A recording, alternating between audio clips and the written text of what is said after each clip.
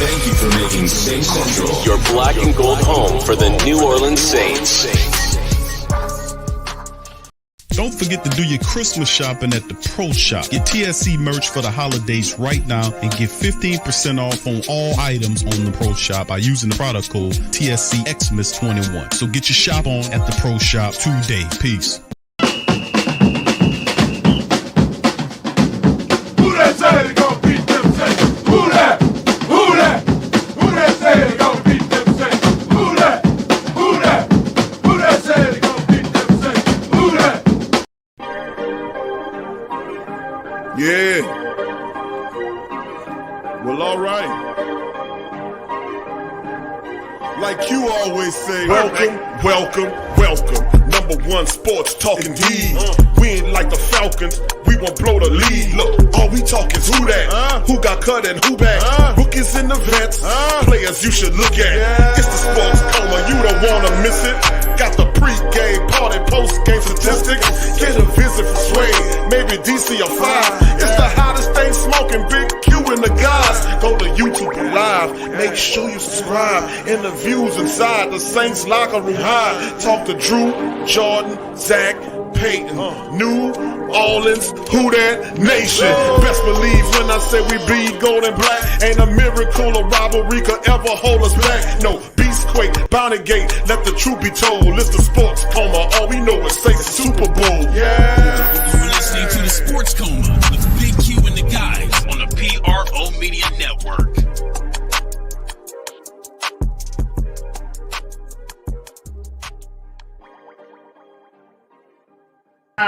Just I guess take me through what this week looked like in, just from Wednesday to today, I guess. Yeah, it's been a wild week. There's no doubt.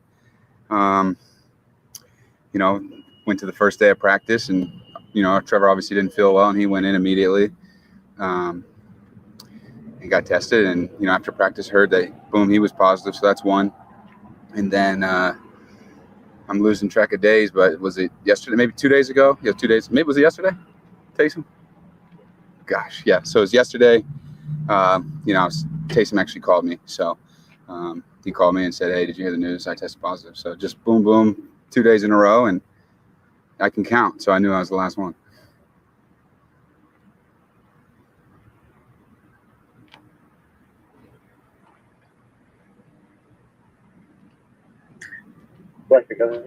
Okay. I guess, Ian, can you just talk about where you are now? The last time we talked to you was probably in training camp, learning the offense and still getting up to speed and figuring things out. Just maybe the evolution from then to now, and how much more prepared you feel about taking the reins and getting this opportunity. Yeah, I think last time we talked was getting ready for training camp, getting ready for that Baltimore game. I got to play the second half. I feel a ton better. That feels like it was so long ago. Every time there was a rep, I got to take it mentally. So add up all those reps, I got to do it mentally. Never got to do it with the ones, obviously, but every single time they were doing it and watching film, you just got to envision that it's you out there and hear those reads over and over until it's really ingrained in your mind. And I do feel a lot better. Coaches have done a great job getting with me and getting me all set up, and it's just time to go out there and do it. Amy? This probably isn't how you envisioned your first start, but has it set in yet that, obviously some things could change between now and then, but this could be happening for you? Every day, just taking it day by day. We're obviously getting closer to Monday night, but I'm not going to play with my mind and say, maybe they come back at time. I'm starting at this point. I'm playing. I plan on playing, and we'll kind of go from there. That's what I got to do this whole entire week to get ready. You can't just flip that switch on, Monday morning trying to get ready. It doesn't work like that, especially at the quarterback position. That's what I've learned, and that's what I've learned, talking with all these other quarterbacks this year. I talked to Trevor with it when he was playing. You got to take it the whole week seriously because you never know. And, I was the fourth quarterback on the list. You wouldn't expect things to happen like this, but with COVID, you never know. So just taking it and trying to get a routine. It's been tough because you can't get into the building, but every day I'm just getting up early and I'm studying. I'm learning as much as I can. Definitely like on pen and paper. It felt really good just to get out here today to walk through it. I needed these reps, and I told the coach I need these walkthrough reps, and it was awesome. I need to see it and picture it, and it's coming through. It's going to be a good week, and I'm excited. It's an unbelievable opportunity is what it is. Sean Fazan. Hey, Ian, obviously you played a lot of big games at Notre Dame. I mean, I guess how excited are you, just the Monday night atmosphere, full world watching, that kind of thing? I'm going to be pretty buzzed. Yeah. I don't know what it's going to feel like. I've played in big games, but I think this is the biggest, obviously. We're professionals now, and it's Monday Night Football. I grew up watching primetime football since I was a little kid, and it's a dream. And I'm just going to keep telling myself, what a great opportunity. There's a million excuses out there is what I'd say, and we're going to use none of them because we got to go out there and play. We're all professionals, and when your name's called, you got to go out there and perform. So just excited. I want to go out there. The main thing for me is I want to go out there, have fun, move on to the next play, and play with speed. Don't go out there thinking all the time. That's going to slow down my process. Just got to go out there, play, have fun. It's football. Todd Walker. Hey, Ian, has Drew or any other quarterbacks reached out to you and just sort of giving you some advice about being on this big stage? No, Drew has not, but I think I have like 200 texts. I'm just going to have to get to those a little bit later. I'm trying to focus, but I got a good support group. Got people texting me that, I wouldn't think would text me. It's pretty cool to see that they're tuned in and they're watching, and it's a big stage. And, my family will be in town, and my brother was in boot camp in the military. He happens to be off this weekend, coming down here regardless. And now I'm starting. So it's kind of timing out pretty good. As far as the preparation when you weren't away and now coming back to that? Yeah, look, we have the video set up here. I was able to watch video at home. Our coaches are planning here. We've had some virtual meetings. We virtually met today. We did get a little bit of a walkthrough practice in today. You're adjusting and doing it, on the fly. Sean, are you feeling okay? Yes. Yeah, so I'm 7 days removed. Today's Friday, so my positive test was last week, Friday morning. And then, it's either 10 days to get back in or you test back in, and there's a count that they're comfortable with. But I'm feeling good, yes. Sean, can you maybe talk about Ian Book and how he's looked and potentially making his first start on Monday night? Yeah, he's doing well. I thought today he threw the ball well. I said it to the team also. Obviously, you have a new quarterback, but it's more than just the quarterback. It's everyone else, painting the right picture, us playing well in the kicking game and on defense. He's gonna do fine. He's excited about the opportunity, and obviously there'll be some plays where you want to get on to the next play, but he's kind of going to class with the game plan. He's done a good job handling that, and then it's up to us to give him the right things relative to the game and where we're at offensively.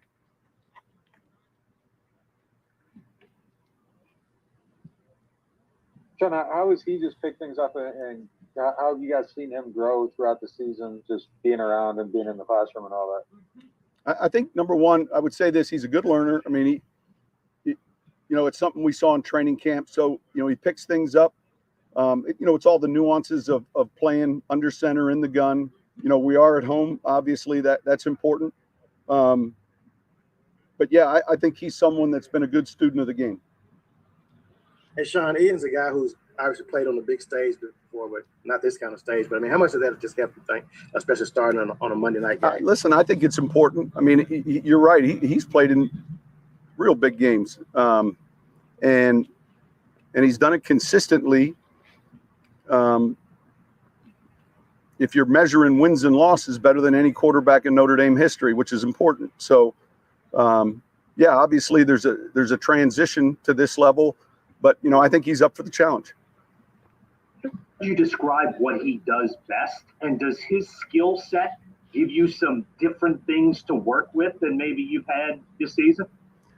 Oh, that's a good question. I think there's certain things that he does outside the pocket very well. I think there's certain things. I think he gets rid of the ball well. I think he's accurate when he throws it. I think he can move and escape. That's something that you saw on his college tape, and we've seen a little here.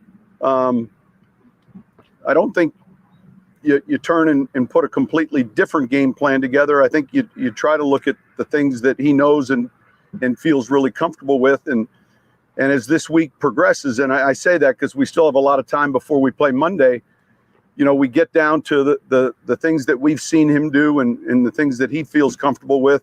And then also the other moving parts offensively with personnel. Regardless of the position with game planning, how tough has it been this week with 15 guys on the COVID list? You still have some injuries too. Just game planning with, you don't necessarily know who's available and who's not. Yeah, I mean, I just finished telling them, if you're out here, you're preparing to play because it's ever changing, and we've seen it change yesterday. It changed again today, and I'm sure it'll change again before we play.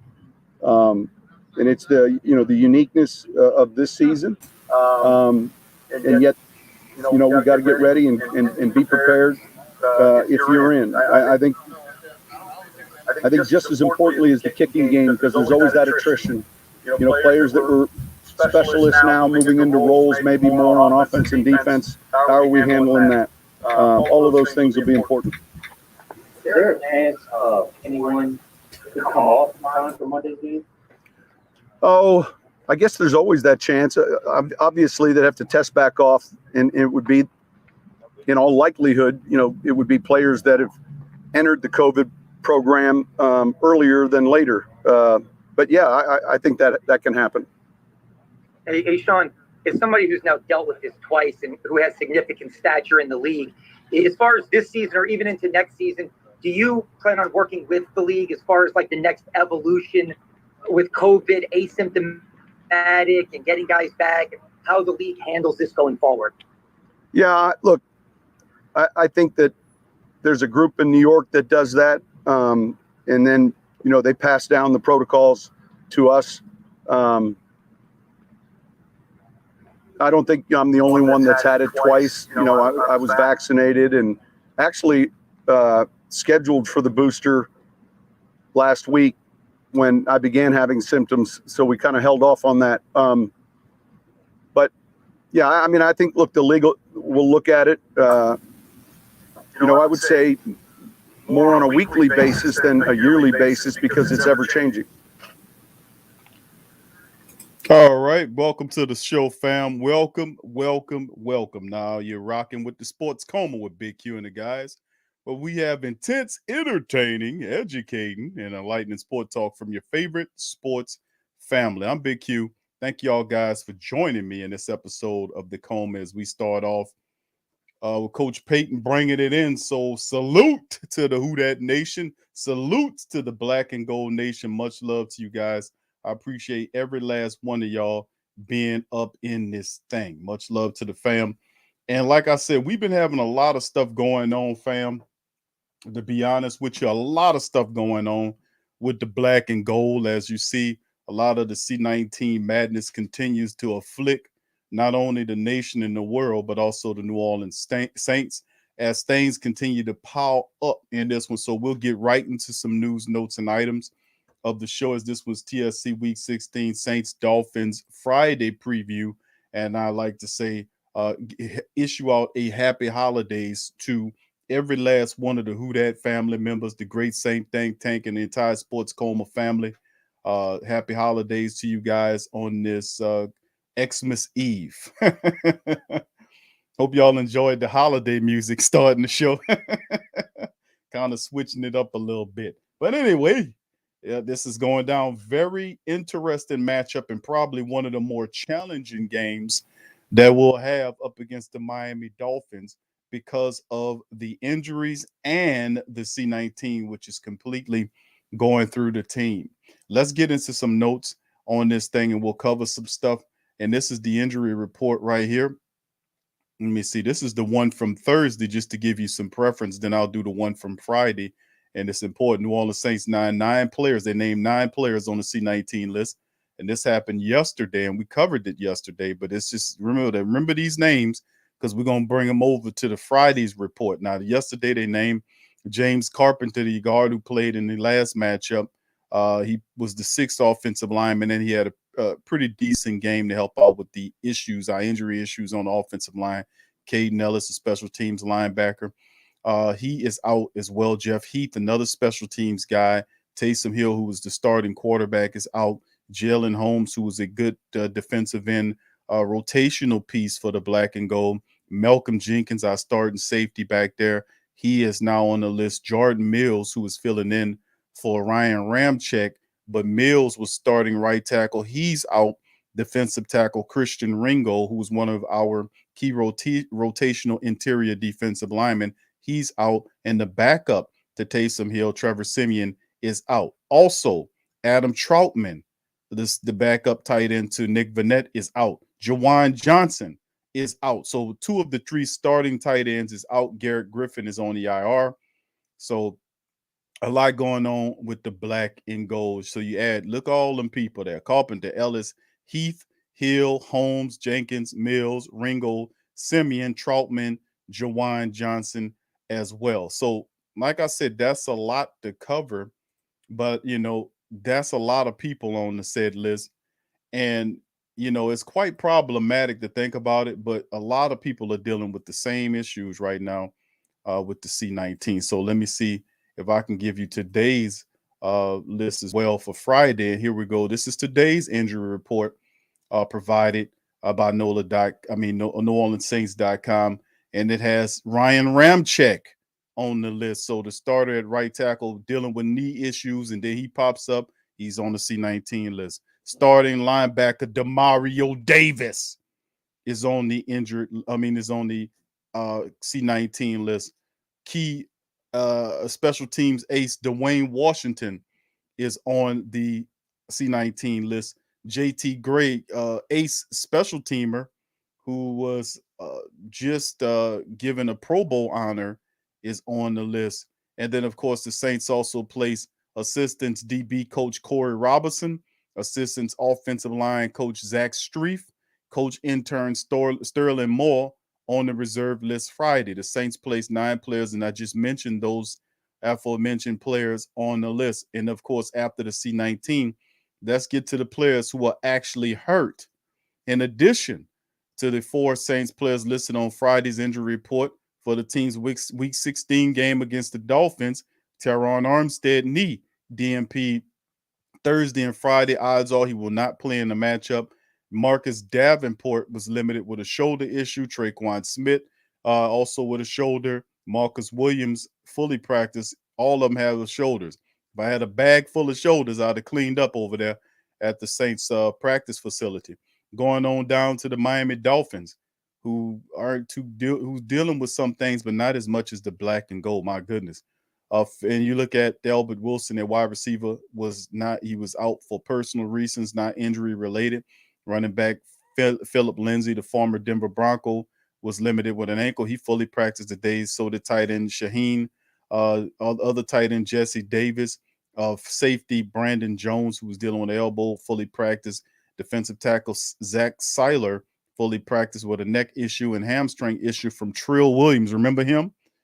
He fully practiced with the Dolphins as well. So Saints dealing with so much stuff right now, not only just the injuries, but also the C-19 stuff that is just totally ravishing the team right now. And like I said, we're not the only ones. There are some guys that's a lot worse than the Saints. And things could change too. Some more names could come onto that list as well. So we just have to kind of pay attention to that thing. You know what I'm saying, fam? All right, let's keep it moving and running, baby. As we hit this one from NOLA.com, Amy on the scoop. Sean Payton is back. So some bad news, but we do get Coach Payton back. Is he and Ian Book started the show. Coach Payton followed Ian Book in and dropped some knowledge about Ian Book. You heard Ian Book, how he sound very confident. More on that later. We'll talk about that. Let's get into it. Coach Payton is back, but another Saints player, 3 assistants, and we just covered those guys on the IR. So the Saints are not done placing team members in C-19 forced quarantine as 4 more people within the facility tested Friday, including 1 player and 2 assistant coaches. We just covered that. We talked about Gray and Zach Streif and Corey Robinson, Sterling Moore, and all those guys. And then, of course, Gray was added to the C-19 later Friday. But the good news is that Coach Payton has exited the C-19 induced quarantine and has returned to the team. Payton missed last week's game against the Bucs, and defensive coordinator Dennis Allen assumed his head coaching duty. So the Saints have added at least 1 player to the C-19 list every day since Tuesday, when tight end Jawan Johnson was first added to the list on Wednesday. Tight end Adam Troutman landed on the list, and on Thursday, 9 Saints tested positive for the C-19, including quarterbacks Taysom Hill, Trevor Siemian, the safety Malcolm Jenkins, and then a full list of 12 players either on the C-19 list or headed to it. Carpenter, Ellis, Gray, Heath, Hill, Holmes, Jenkins, Johnson, Jordan Mills, Christian Ringo, Siemian, and Troutman. If any of the 12 can tick off the following criteria before Monday's game, they can play as vaccinated or asymptomatic test negative. If any of those who landed on the C-19 list are unvaccinated, then they're automatically out for Monday. Unvaccinated players who test positive have to sit a mandatory 10 days regardless of symptoms. So this story will be updating every day since Tuesday. A player was added. So if the trend continues, then Saturday there might be an addition. Sunday there might be addition. You never know. And this is the wacky world that we currently, we're living in right now with all of the madness that's going on with the black and gold. But listen, one thing I really like about what the rookie quarterback says, he got a tough, confident demeanor. You hear it in his voice, like he was ready to play. I'm ready to go. I'm not thinking about whether or not somebody comes back in time. That's not like a switch you can flip off. I'm talking or listening what what Ian Book is saying verbatim. Also, he says there's a million excuses. There's a lot of excuses out there, and we will use none of them. You heard him say that? Love that. Love that, because that's how winners think. You can always, there's a million, in fact, there's a billion excuses that you can at any time choose from to justify a failure or anything like that. This man is not doing that. He's not even much putting that in his psyche. So I mean, let's keep it moving, fam. That was very. I like hearing that from the young rookie quarterback. To be honest with y'all, I was really impressed with that when he said that. All right, and also Ian Book. You see, the Saints have landed a veteran QB to back up Ian Book for the matchup against the Dolphins, and we'll get right into it. As the Saints have decided to pick up a quarterback, New Orleans Saints are expected to sign Blake Bortles due to the team's ongoing C-19 outbreak. Bortles is supposed to get to the Saints facility Friday in time for practice, sources said, but both starting quarterback Taysom Hill and backup Trevor Siemian went on the C-19 list Thursday, which made Ian Book the only quarterback available at this point for Monday's game against the Dolphins. Jameis Winston, who started the season for the Saints, tore his ACL early in the season and is out for the remainder of the season. Book is still expected to start, with Bortles serving as the in-game backup. Had the Saints not worked out a deal with another quarterback, running back Alvin Kamara would have been the emergency quarterback. Bortles has played in 79 games over his career, though he has not played in a game since 2019 during his one-year stint with the Rams. Before that, Bortles spent 5 seasons as the Jacksonville Jaguars starting quarterback, completing 59.3% of his passes for 17,646 yards with 103 touchdowns. Since 2020, he has spent time with the Broncos, Rams, and the Packers, and Bortles is one of the quarterbacks on the Denver's roster that infamously went into C-19 quarantine one day ahead of the Saints game against the Broncos last season. Before signing with the Saints this season, Bortles was with the Packers serving as a backup for Jordan Love after starting quarterback Aaron Rodgers tested positive as well. So there you go. Blake Bortles is your backup behind Ian Book, and the wackiness continues for the black and gold, keeping it moving.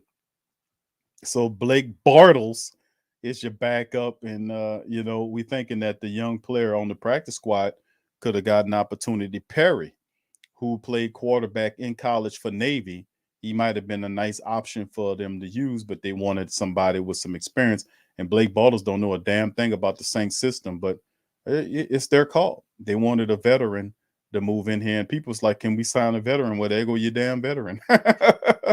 Don't remember, don't never ask that old evil genie for something, because he gonna give it to you, but it ain't gonna be what you want. I promise you that much. Anyway, let's keep it moving, fam. And this thing as we keep on coming on with the news. And this is another article before we get into the breakdown segment or the preview segment. Dolphins now favored against the Saints after C9 issues have worsened. Now the Dolphins are listed as the favorites against the black and gold. Let's get into it from John Sigler at the Saints Wire. Yikes!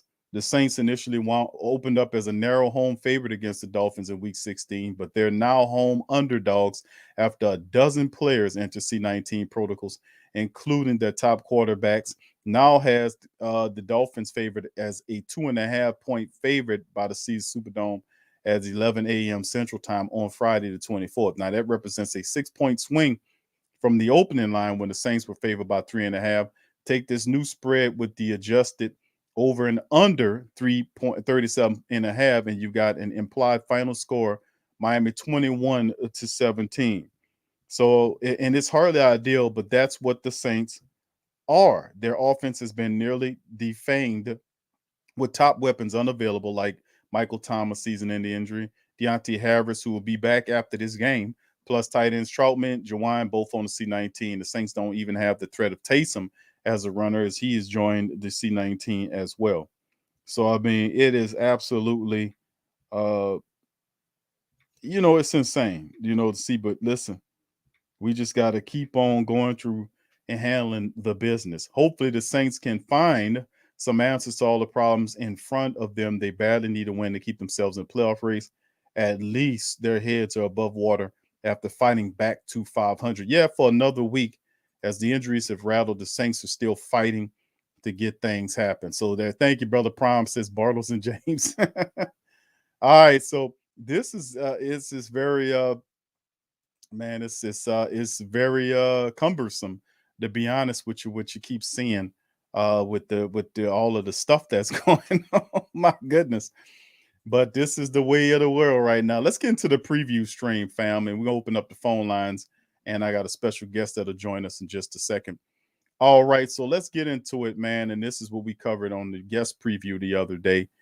Points per game, the Saints are averaging 22.4 and giving up 20.4. The Dolphins average 20.4 and are giving up 22.3. Both teams are 7-7 and on winning streaks. And of course, we'll get into, you look at some of the statistics as Tua is the top guy there, over 2,100 yards, 14 touchdowns, 8 interceptions for him. And of course, you look at their running back, it's Gaskin, 164 at 580, 3 touchdowns. And the receiver is an excellent player named Jalen Waddle, 86 catches for 849 yards, 4 touchdowns. Absolutely fantastic playing, as Waddle and Tagovailoa have really picked up that chemistry, and they have some interesting weapons there to go. We'll see how it all pieces together. Total yards the Dolphins do per game offensively is 331.2. 244.6 is what they throw through the air. They rush at 86.6 yards per game. The Saints at 324.4. 207.3 is what they throw through the air and rush at that thing about 117.1 yards per contest. Defenses, the Dolphins give up 370.5. That's 267 yards through the secondary, and they give up a whopping 104 yards per game. 256.1 with the Saints give up through the special teams. Through the secondary, and 96.6 is one of the top 3 best in the NFL in stopping the run. The Saints have repetitively and consistently done that this season. So the Dolphins have improved during their winning streak. So have the Saints, as the confidence have grown, and the Dolphins have come to 500. So they're looking to try to carry that moving forward. It'll be an incredible game, as you can see some of the last few teams that they beat. You're looking at the Jets, the Giants, the Carolina Panthers, Jets again, and Baltimore Ravens, among 5 of the last few wins that they had. And of course, the Saints with good wins against the Jets club and sweeping Tampa on the season, as they both at 500. And if everything was squared away and wasn't exactly what it is, it would be a different effect. I think it'd be a real exciting game between both the two. But you take a look at the Miami Dolphins, man, they're not suffering the hits that we are, which is kind of making us say to ourselves, man, we got to bring it. And a rookie quarterback in here does set a challenge, but it also opens up, some answers if Ian Book can be the guy. We'll see how it all works moving forward. A lot of interesting things to consider moving forward. But let's look at some more stuff, and then we'll bring in our guest. Let's look at the Saints starting lineup if we can bear it. Let's look at this damn line. What the heck, man? Let's take a look at it with everything banged up with the black and gold, man. Look at that. You see Hill out, Simeon out. Here go Book here. He'll start. Kamara still there, thank goodness. Traquan Smith is questionable but should play. Marquez Callaway and Ty Montgomery, the wide receivers. Troutman is out, so Nick Vannett will get an opportunity to start. Garrett Griffin's on IR, Jawan Johnson and Adam Troutman are out. So I expect the Saints might activate Ethan Wolf, the practice squad tight end, to come in for blocking duties, or simply use Prentice in that capacity if they need be, or perhaps they can use LaJordan Humphrey in that capacity. The Saints do have players that they can move around. We'll see. Teron Armstead is not going to play in the game. Big surprise there, right? So James Hurst will probably fill in for him. Kelvin Throckmorton will be there at the left guard position with McCoy. Ruiz at the right guard. Ramczyk is out. Had knee issues keeping him out for over a month now, and now C19 is joined into the fray to knock him out of there as well. And, of course, Jordan Mills is out with C19, who was usually the starter there. So the Saints will probably have either Caleb Binnock. They'll probably start at the right guard position, right tackle position. We'll see, man. It's just a lot of ravishing going on with the offense. And, of course, the defense, man, is starting to feel the effects. You see Cam and Shai Tuttle, David Onyemata. Marcus Davenport is questionable. He still will play. Quan Alexander is there. Demario Davis is out. This is the first time in a long time. And remember about streaks. Demario in this year has broken some streaks because Cam had 172 straight games that he played. Some on some Iron Man NFL stuff that was snapped during the week we played the Jets. And now Demario's snap, he had like 150 something starts, and that snapped because of this. So we'll be without Demario Davis the first time in a long time. So Quan Alexander will have to step up. Pete Werner, the rookie linebackers, played pretty well.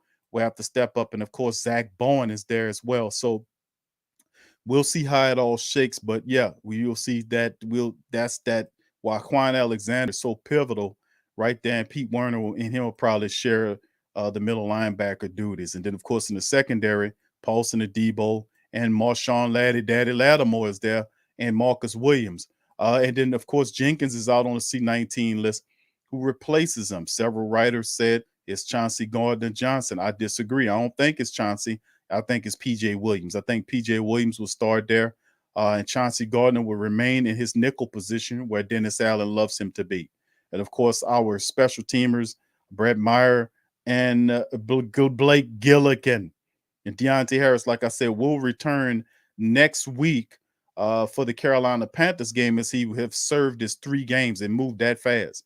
And, of course, filling in for Deontay Harris is Aesop Winston, who's been doing a very good job there for that squad. So, like I said, fam, it's been an intriguing and interesting situation that's going on, man. What can I tell you, baby? Now, let's jump on to the Miami side of things, man. Look at their people. They ain't doing as bad as we are with all this stuff. Injuries and C-19, man. But they got Tua there at the quarterback position. Gaskin, their top rusher, is there, even though we had Dudley come in. And he talked about Duke Johnson being a major force for their running attack. They have him as well as Philip Lindsay, the former Denver Bronco running back. Jalen Waddle is their star, man. Fantastic young wide receiver with Devontae Parker. So they got both of their really stellar wide receivers. Albert Wilson, the slot guy, is there, and Isaiah Ford's another guy that can give production. Oh, look who's there, man. Tommy Lee, Jerry Lewis is on their squad. I didn't know he was playing with them. But Tommy Lee Lewis is on the Miami Dolphins squad. How about that? All right, Mike Gesicki, who's their top tight end. He's a pretty good player for this team. And then, of course, the offensive line, Eichenberg, Jackson, Ditter, Hunt, and Jesse Davis. Not household names just as of yet, but doing a pretty decent job of keeping people off Tua to a degree. Let's see. All right, and of course, defensively speaking, Emmanuel Ogbah is a guy that Dudley talked about yesterday as being a stellar force of Raekwon Davis, Christian Wilkins.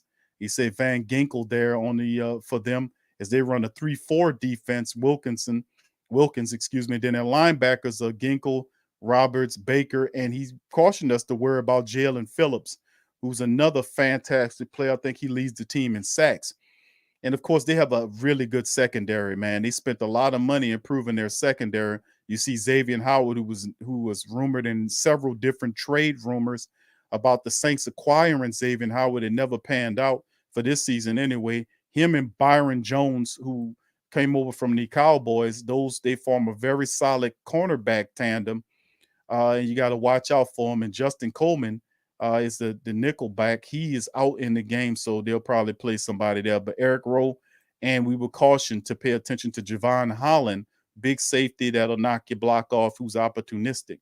So they have players sprinkled around. Look at Duke Riley from LSU. He's there. He's out, though.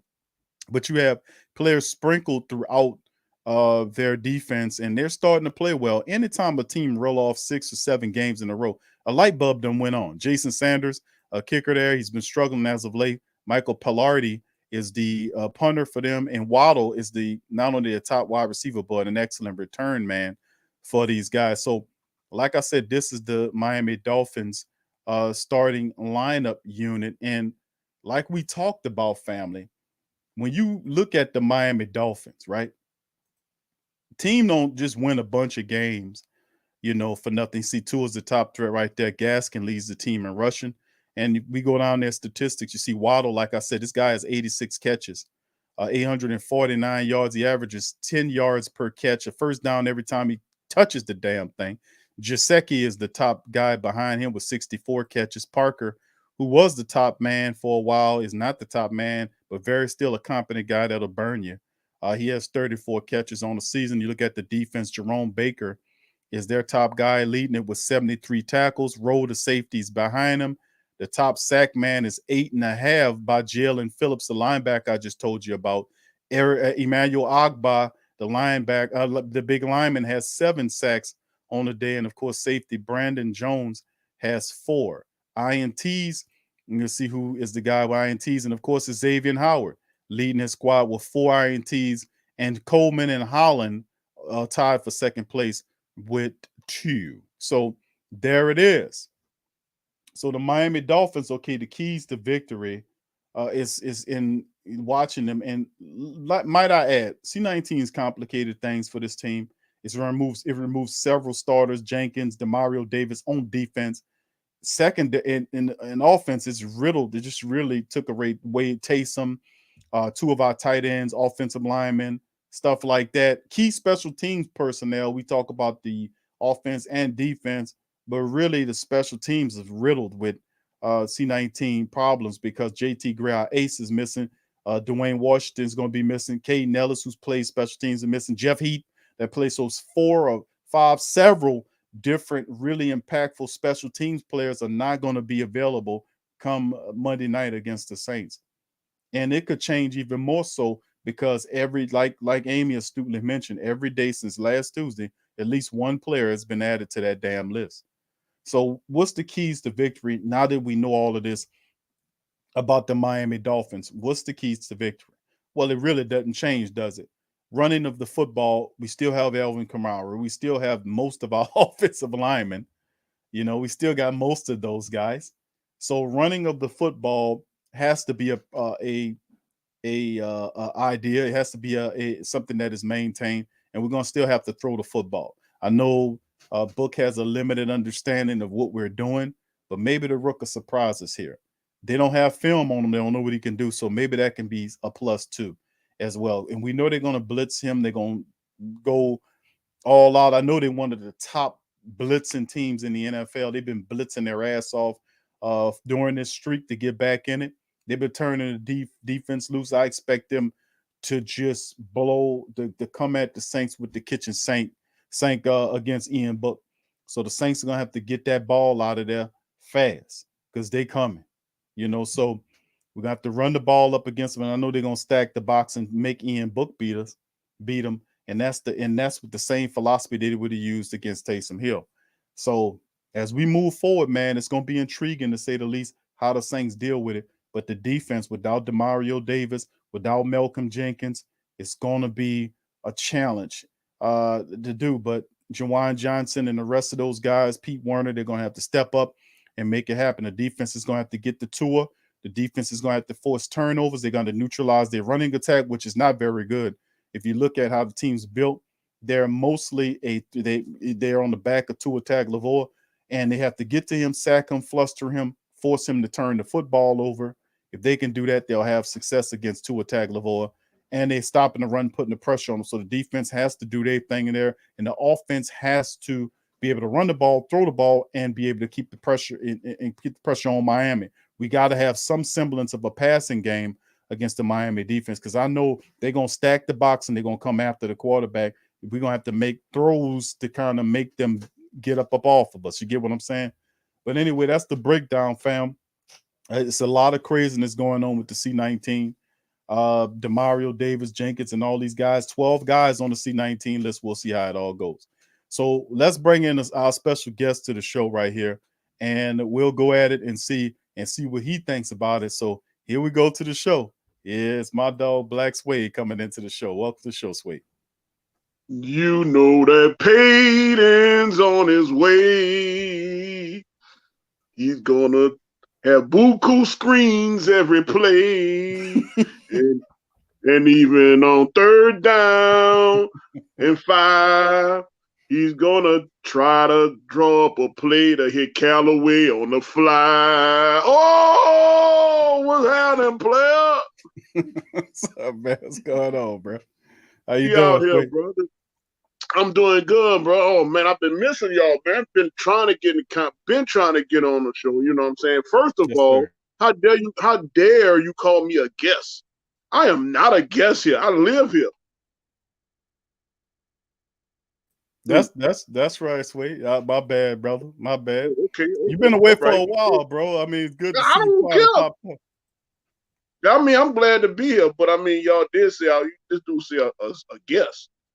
I may be special, but I'm not a guest. Jesus. All right, Suede, let's get at it, man. 12 players on the C19 list.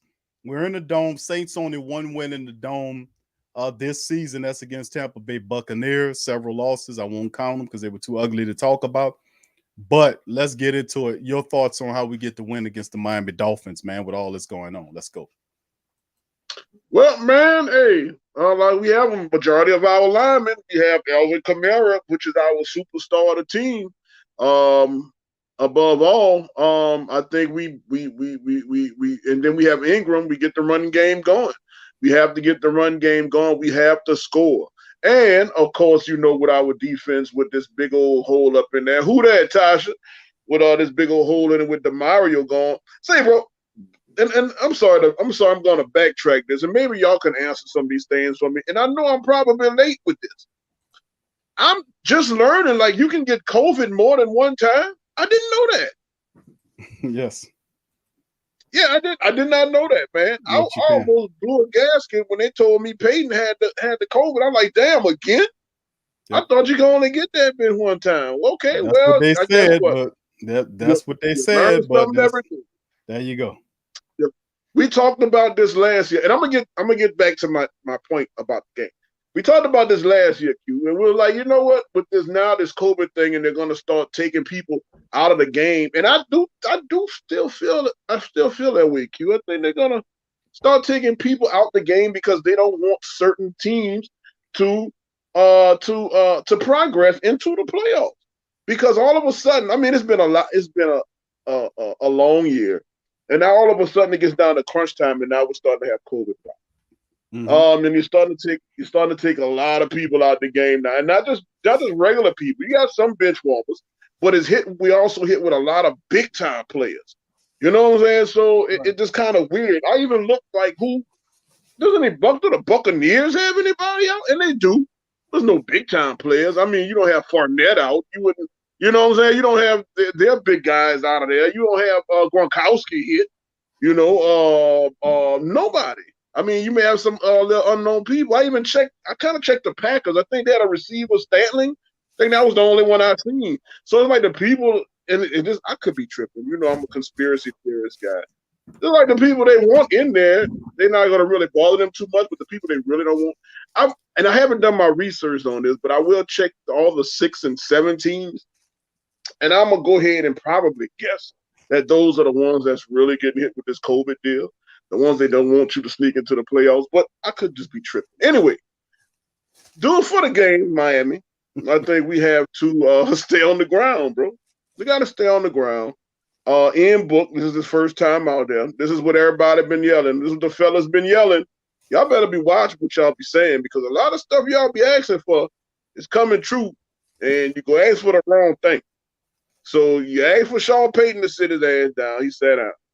Then you asked, we need to get Taysom out here. Taysom sitting his ass down. So here we go. And now you got Ian Book. Everything y'all asking for is coming. You better watch what you asked for. Right? What you said earlier about the genie, you better watch what you asked for. Okay, so anyway, here he is. Ian, it's his first time out there. You don't wanna discourage him too fast. You know how you start off with a rookie quarterback. And you know you start to run the ball, and then you kind of possibly open up the pass. You know you definitely don't want to discourage him with these.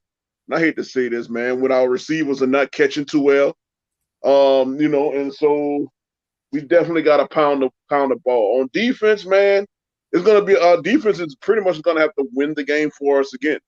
And we're gonna have some kind of way get some pressure on their quarterback. You know, and that's pretty much it, man. I mean, it's as simple as cut and dry.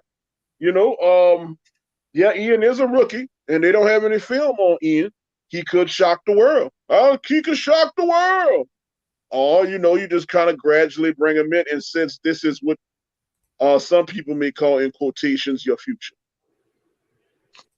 Yeah, you make great points on that, Suede. I mean, the reality is that Ian Book is a guy that has a lot. He's one of the things when we were scouting, when I was looking at Ian Book, was the fact that he's a player that is incredibly intelligent. He's a guy that he has athleticism. He can scramble and move around in the pocket. He doesn't get rattled as easily as some. He has he's been coached up really good. He has the ability, when he's being pursued or pressured by the defenses, to keep his eyes downfield while plays develop, and that's how he's gained a lot of success. But when you put the film on about Ian Book, he's a winner. And you heard during the early, when we started the show off with Ian Book in the interview, what he was saying about a million excuses, and we won't use none of them. We got to win the game. I'm the starter, yada, yada, yada. So he's going to do his very best in this thing. And remember, he's been a part of the quarterback room this entire season. He hadn't played in any. I'm sorry. I'm so sorry, Q. I apologize. If he's been in the quarterback room all this time, why he don't have COVID? Well, I mean, it depends. I guess I don't know, Suede. That's a good question. That's a good question. They cleared out the Denver Broncos' whole running back. Was it their quarterback room or their running back room? One of them. They had to clear the whole thing. Everybody had to go home. Room. Yeah, the quarterback room. So if he's a part of the quarterback room, I'm just saying, bro. I don't know. The test. I'm pretty sure they tested him, and he came back. He nothing was wrong, with him. So he was more than likely clear, because if you're in proximity, they got that going on. Where and I get what you're saying. It's a lot of I get where you're going with that. It's a lot of distrust. And hey, man, let me tell you, I don't trust them at all. I'm gonna keep it real deal, because historically speaking, they haven't done nothing righteous. The majority of the stuff they've done has been terrible and disagreeable, especially for people that look like me and you. So I mean, a smart man, bless you, a smart man or a person understand that. But the reality is, Book has to be prepared, and the way how confident he is in his answers and his demeanor, I think he's ready to go. There are 3 games left in the regular season. He's been sitting up there since training camp, preseason. He's been a part of the quarterback room. He's been absorbing what's been thrown around to a degree, and just sitting there patiently waiting for an opportunity to display what he knows. This could be a situation where he does that. Like you astutely mentioned, there is no film on Ian Book, so they don't know what they're getting. But the Dolphins, I could tell you off top what the Dolphins are going to do. They're going to send everything, including the kitchen sink, at Ian Book to rattle him. He will have to make the proper plays. He's going to have to make the throws to make them pay for that when they try to blitz. Yeah, you got to get off the ball quick. You got to get up off that ball quick. So if he can make the plays that Taysom struggled to make, the accurate ball out to Alvin Kamara, to Callaway, he's going to have some guys to throw to. So if he can make the throws and get them out of there and make Miami play when they come with that blitz, then the Saints going to have success. That'll back them up off of us, and maybe we'll have opportunity to take shots down the field as well. And he won't miss on some of them shots like poor Taysom did. Right. Another thing that kind of got me upset. Well, I wasn't upset, but I was kind of upset. And I was like, yo, when Taysom was in the game, man, and a lot of quarterbacks who are capable of running, it's like they refuse to run and they want to be a pocket quarterback. You know what I'm saying? I'm like, Taysom, take off, go. And sometimes he wouldn't. And later on down, he started to take off and begin running, and you can see it opened up a lot for the Saints. So I wonder if Ian Book, because I think you guys have more information on Ian Book than maybe I have. Is he capable of being a mobile quarterback? Would he take off? Can he take off? Yeah. Okay. Yeah, he does. He does take off. That's a part of his game. He will take off outside the pocket, and that's what I'm saying about Ian Book. He's incredibly intelligent. That's the thing. High IQ is important. We scouted Ian Book before the draft, and it was Ellinger, the quarterback from Tennessee, that I was scouting, and then KT and GM Kev and a few other family members, I think Tragic and the rest of them, said, Q, look at this guy from Notre Dame, Ian Book. So when I started studying his film and scouting him, I was like, man, I love this guy. Man, I love the way he played the game. I love the winning mentality. And Suede, listen, me and you know about Joe Montana. This guy has had more wins than Joe Montana at the University of Notre Dame. He won more games than any other Notre Dame quarterback. I mean, that says a lot. And plus, when you listen to him, he don't have the biggest arm in the world, but some kind of way he get the ball downfield. He's really accurate.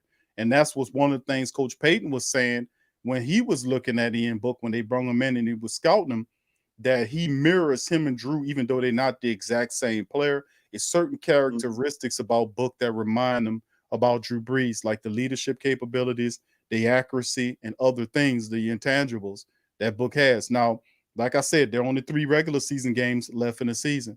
Ian Book was been there the entire year, just sitting out there soaking up game. Sooner or later, you know, he was waiting patiently, and it's not like it's the start of the season. A lot of games have elapsed.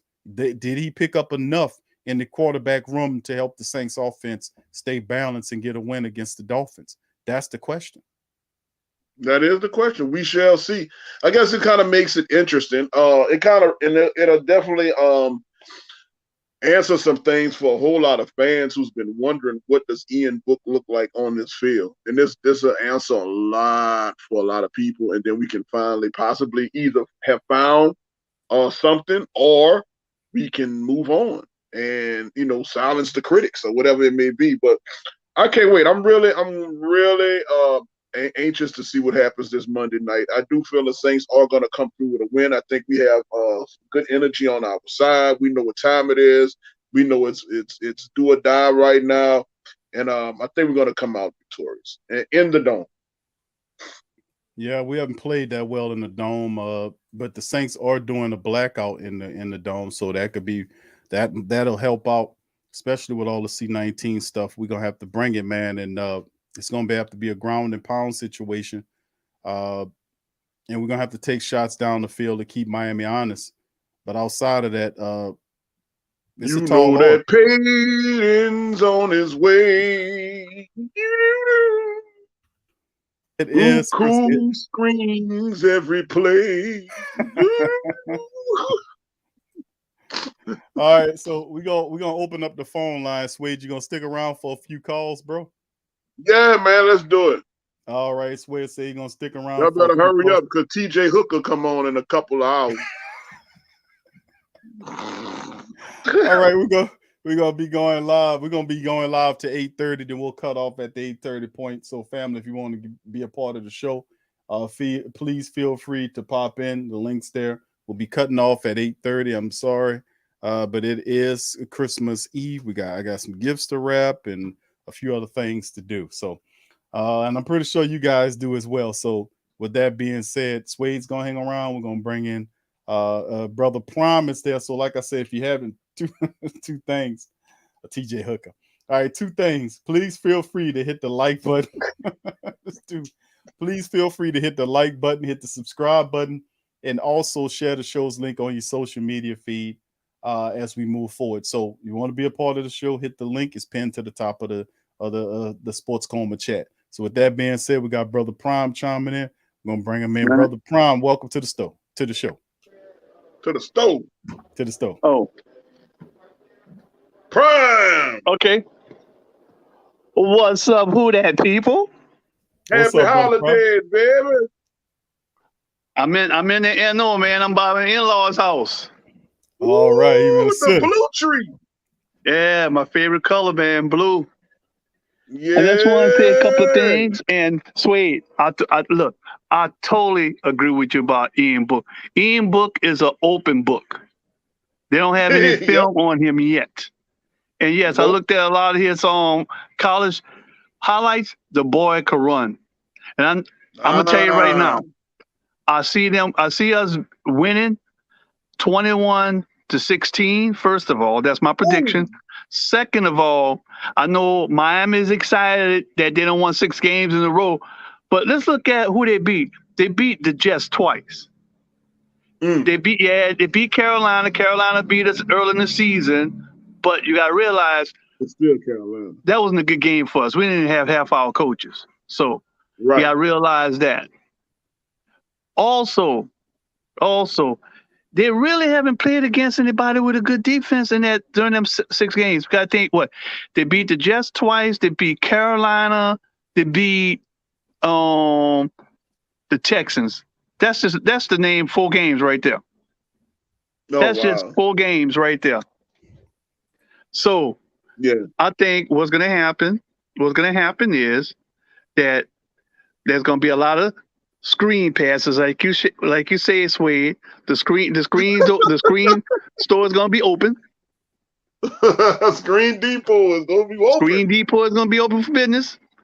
Plus, since he could run, don't be surprised to do a lot of draws, a lot of quarterback draws where he'll surprise them.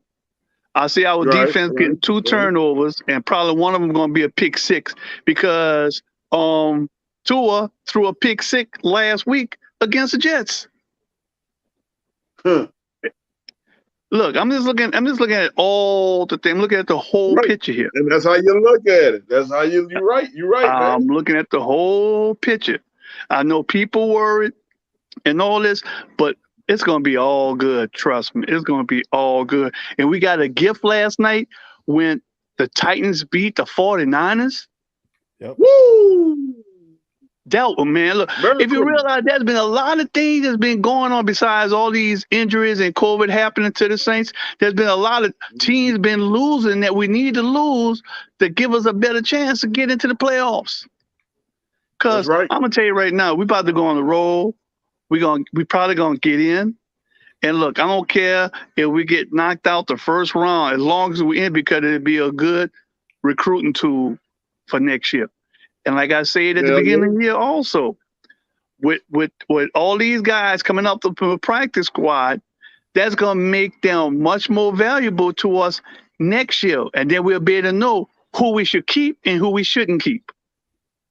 That's right. And that's right. If you look at it, you had Taysom Hill, who is a halfback that could throw the ball, that can't throw the ball deep past 20 yards. Because I wanted to say this since Monday, but I've been busy. If you notice on that second catch that Callaway caught in the Tampa Bay game, that was another one of his punts. Because Callaway, if you look at Callaway was running, and he's having to look back and like, oh shit, here come the ball, and he had to jump up for it. Right, he did. Try to fix it up, saying it was a back shoulder throw on a bomb. No, he know how he throws balls up for punts, so he had to stop. And that was good head thinking. I'm going to tell you right now, Callaway is a keeper. Traquan, bye-bye. You could go. Thank you. Also, in that game, if you notice, Alvin Kamara is pissed at Taysom. He has no confidence in Taysom at all. Because if you look at it, they gave Kamara the ball one time, and I'm getting the aqua hands here. He was right. He was just, if you go back and look at the game field, Kamara was running the ball up the middle, and Aquahands was just standing there, and Kamara ran right into him. He's like, who am I supposed to block? Yeah, Aquahands. Go back and look at all that. Man, look, I got a lot on my chest, but I'm not going to stay that much longer. I'm going to say 2 or 3 more things. Tom Brady, crybaby. Y'all know if that was let's say if that was a black football player like your boy that played for the Rams, the wide receiver. What's his name again? Odell Beckham. Beckham. You know, if Beckham would have done some shit like that, they would have been talking all kind of crap about, oh, you see, he a prima donna. And you're mature. Yeah. And what happened? Why did they throw a flag on him for 2 things? He cursed out a referee, first of all, and then he go and tell one of the Saints coaches to go F himself. If there was anybody else, you would have saw a flag just come out of nowhere. I looked like I saw bitch come at the end of that too. Go fuck yourself, bitch. That would have looked like I saw. My thing is, I think Book is going to do good, and we're going to win the game. But my Saints fans out there, y'all need to temper yourselves down, because if you look at it, Ian Book can throw the ball. He could replace Taysom in the Taysom packages with him and Jameis next year. And I keep telling people this. Some of y'all may not want to believe this, but Jameis is the future. And I think Book would be a good addition with that, where he could do the Taysom packages. At least you'll have somebody that can actually throw a deep ball. Yeah. And that can actually connect. And not have somebody that throws a 15-yard screen pass like he's throwing a bomb, like he's throwing a hard ball. Right. Taysom has no touch. No, now he we're gonna have doesn't, two man. quarterbacks. Or don't be surprised they put that boy that picked up from the that brought up from the practice squad that played the triple option in college. Because I've seen him play a couple of games, because I look at a lot of the Air Force Academy games and I saw him a couple of times. That boy is dangerous.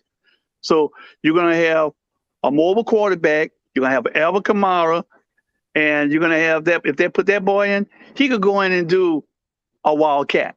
So expect a lot of screens.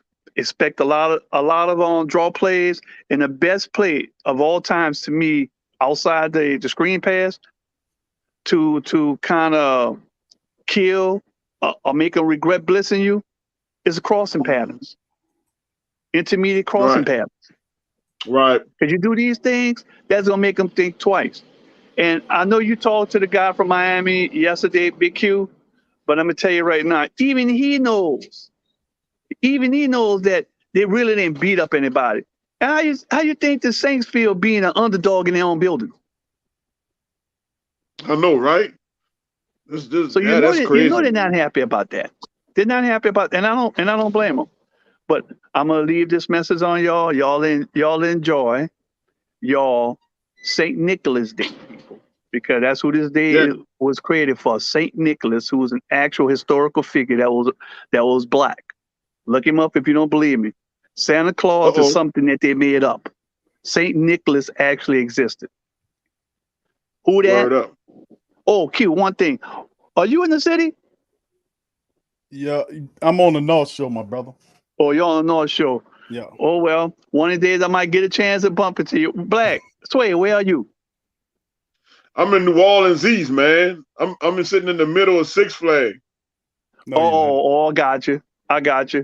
But yeah, I'll be here. But you see, Suede, we gonna forgive you. You haven't been you've been missing in action on the show for a while now. I know, we know man. You had to go look for the girls. I gotta be in charge of the girls, man. Who's in charge of the girls? Yeah, you're in charge of the girls. Hey. Who that? Peace and love. Enjoy your holidays. What up, happy holidays, baby. Who that to you, brother? Have a good one, yeah. All right, that's Brother Prime, man. Appreciate him tuning in to the stream as well. So much love to the fam. I appreciate everybody joining the stream on this Christmas Eve. Much love to you guys. Happy holidays to everybody. We got a few more family members. We got, like I said, we'll be going live to about 8:30. We'll cut off. So if you want to join the stream, you better get on right now. Me and Suede will be in the building right up to 8:30. After that, we got to cut off because Suede got to go watch TJ Hooker. So with that being said, I got to watch TJ Hooker, man, and the phone guy and Heart to Heart. Mrs. H. Dude here, man. All that old shit, man. All right, so and I'm back. Go ahead. We'll bring in Hoodie. Hoodie, welcome to the stream, my brother. How you doing? I'm doing good, man. How you doing? Good, bro. What's going on, brother, man? Happy holiday. Yes, sir. Happy holiday to y'all and Merry Christmas Eve to everybody in the chat, y'all. But also, before I start even saying anything about the Dolphins and the Saints game, I also want to tell you thank you, man, for sharing my post earlier on your YouTube channel. So anybody that doesn't know and haven't seen it yet, I am donating to the Children's Hospital of New Orleans this year for Christmas/New Year's. I'm gonna name it New Toys for the New Year. The reason why I got to do it for the new year was because they told me I was not allowed to go in the hospital this year because of COVID. And also they won't be accepting any gifts and stuff till after Christmas. Around, I think, the 30th is the day I can schedule to go bring gifts. So I told everybody I'm gonna put my own money. So me and one of my friends already both put $100 up each already. So we already gained $200 and bought $200 worth of coloring books, markers, toys, and stuff for them already. And I think with the people that donated so far, I think 5 or 6 people donated so far that I know, and we raised over probably like $150 so far. So that's $350 already towards kids' toys and stuff that we're gonna go buy more. So anybody that wants to donate, you're more than welcome to. You don't have to. If you don't want, but like I said, I'm just doing this to help out the community and stuff because Big Q, I gotta see you on a camera right now when I say this, man. But the reason why I wanted to do this was to help the little kids in the community out, and also it's crazy though how you try to do stuff. I want to see you on camera, Q. I know I didn't get to see it. Oh, there his face is. Look, and then I told I wanted to tell you this. It's crazy. Because, Mr. TJ from State of the Saints, I was talking on his podcast, and I told him, I said, it's freaking crazy how I'm over here grinding, doing my thing, working my channel, blowing it up, getting people on my side, trying to do things to where I can make this channel great for my community as well. That's why I'm trying to get back to these kids and stuff right now, bringing people to Saints games. And there was still haters up in there in the chat saying, get this man off the show, sleeping symbols. And I was laughing at him. I told him, I said, that's crazy how I'm doing that, and y'all going to be haters. And I said, y'all hating on me, putting the sleeping symbols, let's bring another guy, or people want to mess with me on your show sometimes saying I sound like the guy, Adam Sandler from Waterboy. Hey, y'all can make fun of me, do all y'all want, but that's just motivating me to be better. And I'm going to use that as motivation to get to where I want to be, because like I told everybody, at the end of the day, this channel, on my channel, I'm not doing this just to grind to make money just for me to be rich. I'm doing it to help the community out, because what Drew Brees did for us and what everybody's doing, I'm a people person. I'm not a selfish person. So that's why I'm doing this channel. It's for everybody. But to talk about some Saints and Dolphins thing, I did talk 4 hours last night with a with a Dolphins YouTuber. His name is Dylan. Dolphins with Dylan, if y'all want to go check him out and show him some love. He was on my show for 4 hours last night talking Dolphins and Saints football. But I told him, and while we was talking last night, I'm not going to lie to y'all, he is a little worried. He said the players, he said he knows our defense is great. And just to let everybody know, even though Demario Davis went on the COVID list today, I really do think this would be a good opportunity for Pete Warner and Kawan to play on the field at the same time. So you got 2 people that can cover, 2 people that can blitz, and 2 people that can play sideline to sideline. So that's going to be great. And another thing too, I had him scared. He said he's worried about the Saints because of Ian Books. He said we don't have film on him, so we don't think we can watch his college highlights. And he said with the way y'all saying how he can scramble around and extend the plays and stuff, he says, I'm kind of scared to blitz a little bit because, we do blitz a lot. And he says, if I'm a person that's going to blitz you and he can escape the pocket, he said, I'm a little worried about that. So he says, we got him worried about Ian Books a little bit. But like I told him, I said, I feel like Ian Books gives us a better chance to win right now, even though he might not know the playbook as well. I mean, if the O-line is already banged up, because of injuries, and now they even more banged up because of the stupid COVID. I told people, if they're going to be blitzing and they're going to be getting through the pocket through 1 or 2 seconds, barely having no time, you don't really need to know the damn play. All you need to know is run out the damn pocket, extend the play, and somebody needs to come back to the pass. And he can do that for you. He can extend the play, run out the pocket. And I think y'all can agree with me. I feel like he can draw a whole lot better than Taysom can. And Taysom's hands, is messed up too. So that's not even helping us on offense. So the only thing Taysom is doing really well for us that I can appreciate is his running game, using his athleticism. And that's what you got to love about Taysom. And that's where I'm hoping he's, when he signed that contract, hopefully he'll go back to that next year when we actually sign our future quarterback in Jameis Winston, because that's my man right there. I told everybody, I said I would take him over Russell Wilson or Aaron Rodgers any day. And people say I'm stupid. They said, because you can win a Super Bowl. Okay. And I said, yeah, you might win 1 Super Bowl with Russell Wilson and Aaron Rodgers because they're only going to be here for 3-4 more years. But Jameis Winston, I got that dude for 20 years. So that's who my future quarterback is. But I told everybody yesterday, my key victories to beating the Dolphins, or number 1, is going to start up front. The O-line and the D-line both have to have a really great game. You got to step up, give Ian Book some time to pass, make sure you got a good running game for him. And then the defensive side, y'all need to make sure y'all put in so much pressure on Tua and make him draw the mistakes that he was doing when he first came into the league. Make him be scared, make him want to throw the ball, and make us have the turnover win percentage over them tomorrow. Because I feel like if the offense ain't kicking, but I really do think y'all Ian Bush can, put some points on the board. But I feel like they're gonna play safe with him tomorrow, to be honest with y'all.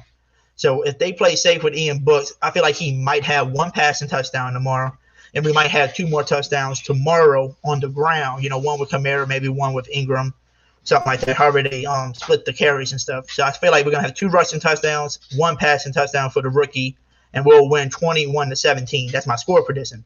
But just to tell you, I said number 1 key was up front, right? Second, we need a big game from Kamara. We need him to run the ball like he does, break them tackles. But also make sure they run a lot of plays on passing plays where Kamara is right there as your check down. Because I know damn well Ian Book was checking down to him. He ain't going to be afraid to give it to Kamara to get him some passing yards going in the NFL. I mean, shit, if I was a rookie quarterback playing my first game, I'll be telling coach, you better make sure every passing play I got Kamara right there for a check down, because I know he's giving me some positive yards when I give it to him.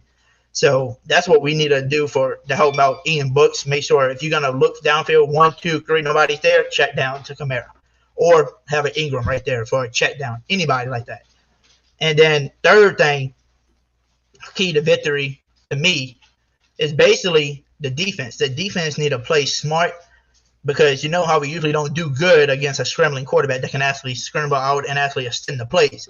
So they need to make sure they can keep Tua in the pocket and make sure he doesn't run out a lot and get on his feet to extend the plays, because that's where the defense starts struggling. But with the way the defensive line played last week against Tampa Bay and put a lot of pressure on it, I would love to see that again against the Dolphins, and I think we will, because Dolphin was Dylan, the guy I was talking to yesterday, said their O-line is so trash. They said they literally probably ranked last in the freaking NFL with their O-line being so bad. So we should see Cameron Jordan and Davenport have a big game. But I do want to see one thing, y'all, that y'all might have seen. Did y'all notice in the Tampa Bay game, they had Granderson and Adamadu on one side, and they had Davenport and Cameron Jordan on the same side. And that's how they were getting to Tom Brady, because people didn't know what the heck was happening, because usually you got Davenport and Cameron Jordan on one side. But that last game, Tampa, they had them both on one side, and it was hard to go up both. And that's how Davenport was coming up the middle. Cameron Jordan was getting free on the edge. So I would like to see some more of that there. And also, I'm going to be at the game, too. I'm going to be literally in row 3. So I'm going to try to get some autographs, Big Q, man, for us and stuff like that. But it's crazy, Big Q, because I just heard from who was the guy that just came on the show before him? I forget his name. Brother Prime, I think it is. Yeah, Brother Madge. Yep. Yeah. So he was on, man, and he asked, where you're from. And when you said the North Shore, dude, you stopped me, because I'm literally from the North Shore, too. That's crazy. And that's crazy. I never ran into you. But yeah, I'm from the South Shore. I'm from New Orleans. I'm from the Lower 9, but after, I think it was around Katrina, Suede, we moved to the North Shore. Gotcha. Yeah, you moved to the North Shore, not me. Yeah, I'm literally from the North Shore and still live here. So that's when I heard y'all. Like, I can't believe I never ran into you. Yeah, that's crazy. But at the end of the day, I feel like we should win. And like I said, I think the score will be 21-7. But the Dolphins, with the Dylan guy I talked to yesterday, he said he predicts us to beat them 10-9. He thinks they're gonna get 3 field goals. He said he thinks we're going to get a touchdown and a field goal on them. He thinks we're going to win 10-9, a low-scoring game. But like I told him, I said, I do see us having a low-scoring game. But then I told him, I said, Ian Books is his first game. This man can scramble, and I know he's a winning quarterback with Notre Dame, 30-5. So I said, I think this man's got a chance of pushing the ball down the field for sure, especially when you got a Kamara dude in the backfield for you. So, like I said, we just got to see how the O-line does and the defensive line does. But that's basically my thoughts on this Dolphins game. Well, Hoodie, man, I appreciate you, bro, for chiming in. We got a few people behind you, but listen, man, all the praise in the world to you and what you're doing, man, or helping the babies, man. Much love to you. Let me see if I can pull your advertisement up again. And there it Real is. talk. Hoodie doing really good stuff, man. Yeah, so it says a lot fam. about your character. So, yeah, it does. So Hoodie, tell them where they need to go, man, to be able to donate to your so you can get toys to the children's hospital, my man. Yes, sir. So basically, if they wanted to donate money, they're more than welcome to. If they want to donate, we do have a Cash App, and we also have got the Venmo. And I'm pulling up on my phone right now. The athlete put it in the chat for some reason. It's not letting me type nothing in the chat from being on here. So let me click on your video. Real quick. Up on my phone right now. The athlete put it in the chat. Sorry, y'all. If it won't work in the chat, Hoodie, put it in the comment section. It should be able to. It'll work in the comment section if it doesn't work in the chat, bro. Yeah, that's what I'm trying to do. I'm trying to put it in the comments on here, but for some reason it's not letting me type it while I'm talking to y'all, so I got to pull up my phone real quick. Let's see. So I'm about to put it in here for anybody that wants to donate. They're more than welcome to. Like I said, y'all don't have to. This is just something that I wanted to do to help out people. So this is going to be the Cash App if they want to Cash App it. It's $ Hoodie Jube, and then also I have a Venmo if anybody has Venmo, and my Venmo is about to be put in the chat too. And basically, I'm telling people too, if anybody does live around here on the North Shore in Louisiana, if they want to buy anything and donate it, we're more than welcome, to make up a little schedule and try to meet up with you and do that. But I think on the 31st or the 1st of next year is when we're going to actually schedule the appointment with the lady to actually deliver everything. So we still have about another week before we actually deliver. But like I said, so far I think we had like $350 in donation, but 200, like the two other pictures I sent you through your emails is the $200 worth of stuff that we bought already. So like I said, I just can't wait to go bring this to them and donate to the community and stuff like that. And another reason why I was doing this too, like I said, for all the haters that think that I'm just joking around and thinking that, he's just lying about this. I'm proving to y'all that I'm doing this for a reason. And that's just like you said earlier, that's just my character. I'm just that type of person that loves to get back. And I know my voice is losing a little bit, but it's just because I'm getting a little emotional. I'm emotional just talking about this because, like I said, I just love doing this, and it just makes me tear up a little bit sometimes and super happy being able to do something like this. And I actually do have my parents and friends behind me with this and donating because they said they would like to see the same thing. They would love to help the kids for Christmas. Well, good deal, and much love to you, Hoodie, man. Keep doing great things, bro. And let me tell you something.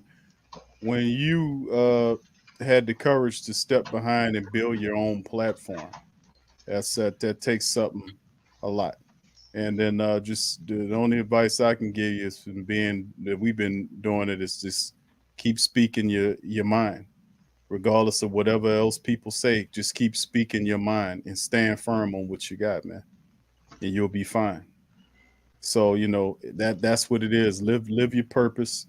Keep doing what you're doing. Stay true to yourself and others, and you will be successful. That's what it comes down to. But thank you, my man, and congratulations on such a great and noble endeavor. And we'll talk later. We'll communicate. Yes, sir. Thank y'all. Who that to y'all, and Merry Christmas to everyone. Who that, happy holiday. To you, man. Who that to you, brother? Appreciate you. That's Hoodie, man. Good dude, man. Really good dude. Appreciate Hoodie, man. Y'all seen this purpose, what he doing, man. You feel free if you can donate toys or money to him. You see his information is in the chat. And show him some love on that. So well done, Hoodie. Rodney, thank you for your super chat too, Rodney. Rodney Price, appreciate your super chat, my friend. Thank you as well. Yeah, go ahead, Suede. You know that Payton's on his way. He's gonna do boot cool screens every play. Ho ho ho! You laughing at you, Suede? That's my guy there. Look. There you go. All right, we got Uncle Freddie, Uncle Paulie, and Brother Crusher up on the line. Coming up next, we're gonna start with Uncle Freddie. We got about an hour remaining. We're gonna bring in Uncle Freddie. Uncle Freddie, welcome to the stream, bro. Wow. What's up, Freddie? Man, what's up? What's good with it, man? Bro? It's all about you, oh. Oh, bruh, man, I don't know where to start, man. Hey, start at the beginning. Okay, okay. Well, check this game out, man. Coach Sean Payton was one of the first NFL affiliates to be diagnosed with COVID-19.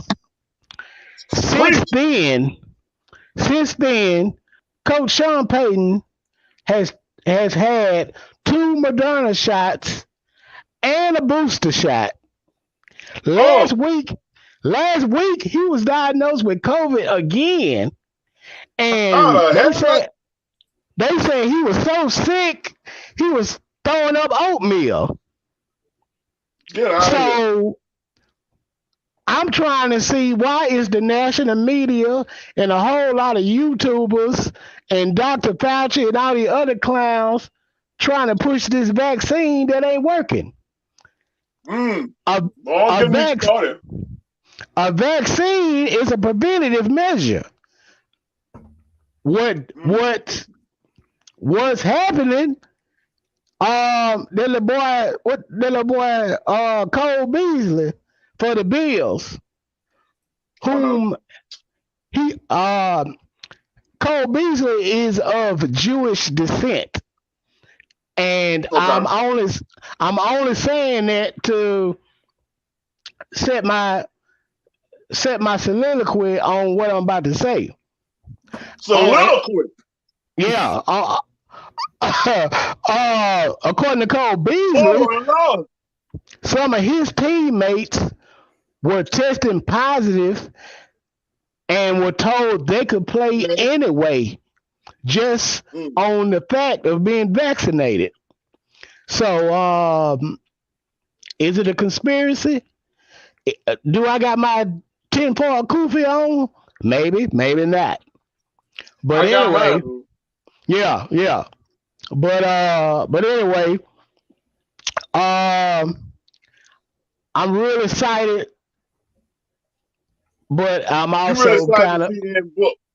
You want to see Ian Book, don't you? Well, I was at first, but I had to have I had to do a double take because Ian Book saying all the right things. He's real positive. But look like a serial killer. Yeah. But Trevor Siemian is just like that in press conferences, and he ain't worth a damn. So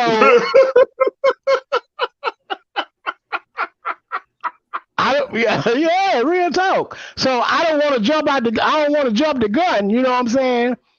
But nobody's seen him at the pro level other than preseason. So I'm hoping all year he'd have soaked up game. Maybe behind the scene, he done had brief workouts and throwing sessions with his receivers, and we may be in for a surprise, which will be good. Now, if Ian Book pan out as well as he's projected, Taysom Hill, he can give it up because, you know, I understand some people like Taysom Hill. I like him too on the team, but I want him strictly as a gadget guy. That's all he good for. I don't have to see you every year, every game, throwing balls to the ground and 6-7 feet away from the receiver to know that you don't have a quarterback's intangibles. You're not a quarterback, Taysom. I'm sorry. I know that may have been a childhood dream of yours, but at the pro level, you don't have what it takes. But we can use the hell out of you and blocking and running and playing tight end and running the RPO routes. That's you all day long. But you are not a quarterback. You know, and man, that's cold-blooded how y'all do. Y'all do that man Taysom like that. Y'all ever seen that? You ever seen the Rudolph the Red-Nosed Reindeer Channel 4? When that man told that dude he wanted to be a dentist. Yeah, I want to be a dentist. Yeah. You can't be a dentist. You're an elf. You know what I'm saying? Yeah. Taysom might be a good quarterback. Well, that's gonna be for another show there. You know what I'm talking about? And another one, and some of y'all ain't gonna like this because a lot of people don't like stuff. But Adam Troutman, he's panned out to be a terrible tight end. He can't catch. You don't. It don't take this long. You showing me game after game after game. Eventually, he did get that. He did catch COVID though. He caught that. Yeah, he caught that. You know what I'm saying? Then hand it off to Jawan Johnson. I'm sorry. Jawan was on it first. Jawan gave it to him? Jawan was on the list first. You want to see Jawan Johnson really a wide receiver. So he received it. Yeah, I like him at tight end though. I ain't gonna lie, I really do. Yeah, but under these circumstances, let him go home to what he was originally. That's like Cesar Ruiz. Cesar Ruiz been a center his whole goddamn life, and then you draft him and make him a guard. That's dumb. That's just dumb. Then you want him to master being a guard, and then you play him at center. He done forgot how to play center because he been trying to learn how to play guard. So, all of that, draft players for the position that they in or the position that you need. Silly shit the Saints been doing these past 5-6 years in this draft, man. I'm sick of that. But anyway, we gotta have Armstead or Ramchick. One of them, at least one of them, to even give Book a chance, because I happen to watch the Dolphins and they got a young defensive line and they come at you constantly. So I'm hoping Book can recognize the blitz. I'm hoping they're gonna use Mark and Kamara to help pick up this blitz and not rattle the youngster Book.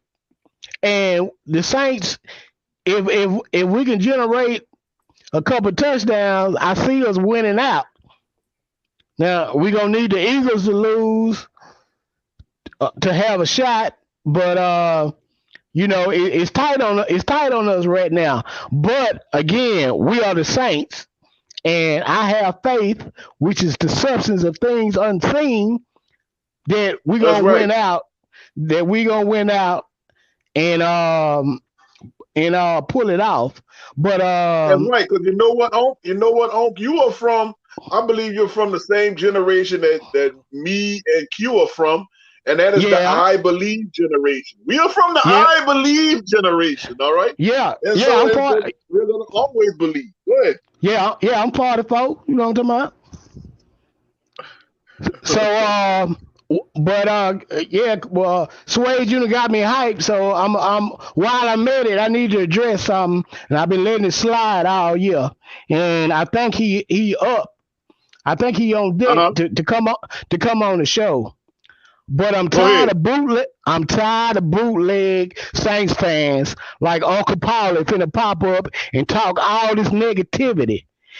I'm sick of Uncle Paulie. He is from a plantation. And he's stuck. Sean Payton can't do nothing. Sean Payton can't do nothing right at Uncle Paulie's eye. I don't get it. Oh, come on up the Paulie. Come on down.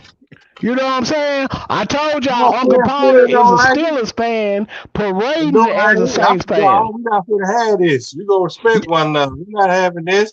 I disrespect you. I got to call a spade. Come on with it. Come on with it. Now let me tell you this. I'm going to say something that you definitely ain't going to like. I don't want to see Trevor Siemian on the field the rest of this year, next year. He's a bum. Oh, I agree with that. I agree with that. Taysom Hill and Trevor Siemian, Laverne and Shirley, and put them on the street somewhere. TJ Hooker. Uncle Paulie, I agree with I agree with that. But I'm talking about all that crying you be doing. Sean Payton, key what you think? I've been to say for 38 years and one Super Bowl. Come on now. 38 years I've been watching, but they never gave us one Super Bowl. We got to do better than that now. That's just facts. Man, come on. You picked Tampa Bay to beat us the other day, and you were nowhere to be found to eat your crow. I picked you to win the first time. See, Uncle Paulie. I didn't expect Leonard Fournette to get hurt. I didn't expect Leonard Fournette to get hurt. Cause truth of the matter, Tampa Bay was running the ball on us pretty good. Now, I watched him until he got hurt. Until he got hurt. How many points they scored? I know they didn't score but how many touchdowns New Orleans scored? You had two ineffective offenses, and whoever had the ball last was gonna win the game. How many games the Saints have won that over their lifetime? Paulie, that's not the point. We're looking for a victory, however it come. No, that ain't Super Bowl winning football. Talking about winning anyway. No, we're not gonna do that. No. That was a regular season game. Saints to won the Super Bowl. We keep lowering the winners ball. We can't do that. Once you win a Super Bowl, you got to keep it there. It maintain it. The Saints have failed to do that. Now that ain't my fault. That's Sean Payton's fault and the front office fault. Oh, no. Okay, I'm finna make you happy. Gail Benson said she finna call Jim Moore Jr. up. Would that make you happy? No, that wouldn't be a good hire. That'd be terrible. Because he didn't win in Atlanta. How many Super Bowls Jim Moore Jr. won in Atlanta? Okay. 0. It's time to keep that winning Super Bowl coach at Sean Payton too. He need to get his head out of where and start coaching like he used to. Start getting on these people for not doing their job, and start. Years ago when you didn't do your job, Sean Payton to cut you. Now we say we want to say it's a player. Eccles, remember Eccles? He was a running back. Kept fumbling the ball. Sean Payton put him on the street. You had Zigbo. Zigbo fumbled one time at a preseason game. Q and Suede. And the next week, Sean Payton cut the boy. Put him on the street for one fumble in preseason.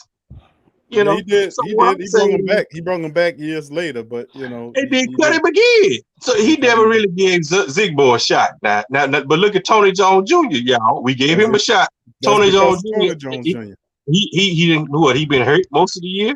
We should have kept Latavius Murray. That was a bad move all the way around. Just because he showed out in one game, he got happy and didn't want to give Murray an extra $200,000-$300,000. That was bullshit. That's not on Sean Payton. That's Mickey Boy Loomis did that now. When you in negotiation, you try to lowball a player and his agent feel like that. No, he gonna tell him not to sign when he can get more money somewhere else. That was a contractual dispute. We can't help that, But guess what? You can't depend on Mark Ingram. Mark Ingram ain't the same Mark Ingram he was 10 years ago. Now I know. But what I notice about Mark Ingram, what I don't like, they keep running Mark Ingram to the outside, and he's not an outside running back. Keep pushing Mark Ingram through the middle. Right. That's never been Mark Ingram's strong point. Even in Alabama, you run him up the middle. Right. No, exactly. The play calls are vanilla. You can't run Ingram and Kamara butt naked. They got to run in behind the fullback. They need some blocking. Okay. Where's Alex Armada now? They used Alex Armada one game, gave him a little out pattern, and he caught the touchdown with a 2-point conversion. Touchdown or 2-point conversion. Now where he's at. You know, they got rid of him. Guys that you're not really giving a chance, and keep people like Kevin White on the team. They can't catch a COVID, can't catch COVID, can't catch nothing. Mardi Gras bead, nothing. That man, look at that. Well, let's hey, Suede, he dropped the Zulu coconut and threw it to him. He dropped the Zulu coconut, goddamn. You can't catch a goddamn thing. The good thing they're making plastic now, so I mean, but listen, let me ask this to the panel here. We're gonna bring in Brother Crusher in a second. Let's focus on the team at hand. We got the Dolphins coming up, and Uncle Paulie, what was your call on the Miami Saints Miami game on Monday night? We got a lot of people, 12 people on the list. What you think happened? I'm going with New Orleans. I think it's gonna come down to I think it's gonna be a close game. I'm with you. I think it's gonna be like 27-17 Saints. I think it's gonna come down to a field goal. I really believe that. Because like you say, the Saints have struggled playing at home, and you know the receivers Q and Suede start throwing that little yellow hanky, and you know how that starts, you know. Yeah. And so we got to watch out for that because they gonna try to throw a lot of calls against the Saints. I already see that. You know, we've seen that most of the year. You know, so but don't use tomorrow 50-50. Use him running and catching the ball. I need to see Ty Montgomery over there in the tight end position and let him do some things. I have not seen enough of Ty Montgomery. I don't know why. He you know, he's like Benny Fowler. He's missing in action. I need him to be on the field a little bit more. Come on now. Yeah, who's in charge of the girls? I tell you what, every week, every week, I just hope Ian Book cannot be this good. If Ian Book shows his ass this week, he'll have COVID next week. But I bet you he'll be on the COVID list. You said that Suede earlier. You said sooner or later New Orleans gonna get hit with that COVID. You said that now. They gonna be getting hit. Bam, here it is. Okay, I want y'all to keep in mind that Miami has 2 gangster cornerbacks. Not 1, 2. Byron Jones and that other boy that had 10 interceptions last year. Ian Book is a rookie. I don't care how good he was in Notre Dame. He ain't done it in the pros yet. And everybody in the pros is a pro. That's Uncle Freddie? Yeah, that's me. Oh, okay, go ahead. I don't want us to jump the gun and then we get our feelings hurt. I done had my feelings hurt 5 years in a row. Well, more than that. To be honest. You know what I'm saying? How long I've been on here? Go ahead, CT Crusher. He know how it is. You know, the Saints got to run this ball. Don't have Ian Book throwing no 30, 40 passes. Come on, y'all. Exactly. It ain't supposed to be like that, man. It never was. Yeah. Look, everything got purpose. Every facet of life, every up and down, every tool you use, every tool you don't use, it all got purpose. I went back and I went and looked at the Peach Bowl. And I went and looked at what Notre Dame did with Alabama. They got beat. The first half of that game, it was 21-7. They couldn't do nothing offensively. It was trying to stay in there. Defense just fell apart. But what you notice about somebody like Ian Book, and that's the same thing, it's got to be one of the same things that, you know, Jeff Ireland and Coach seen about the guy, is that he's a very decisive guy. You know, Brian Kelly ran a very pro offense. There was very, a lot of pre-snap motions and, pre-snap reads and diagnosing things very quickly. So when he snapped the ball in shotgun, he knew where he was going with the ball. It wasn't this long, elongated process of, going through progressions and going back and trying to be, it's not a lot of ambivalence in the kid, is what I'm trying to say. His whip route, his tight end gonna be there, his swing is gonna be there, his flat gonna be there, his shallow end gonna be there. If not, then he taking off. That's what he did.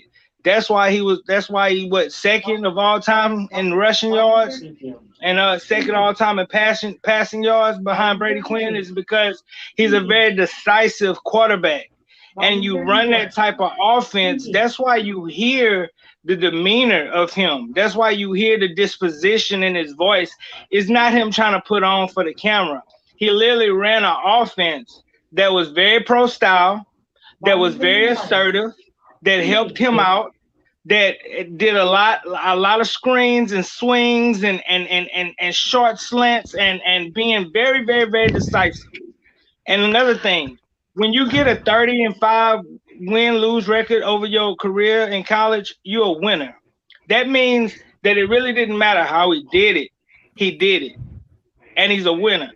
And he's short. He got that stature like, Drew, and people probably overlooked that.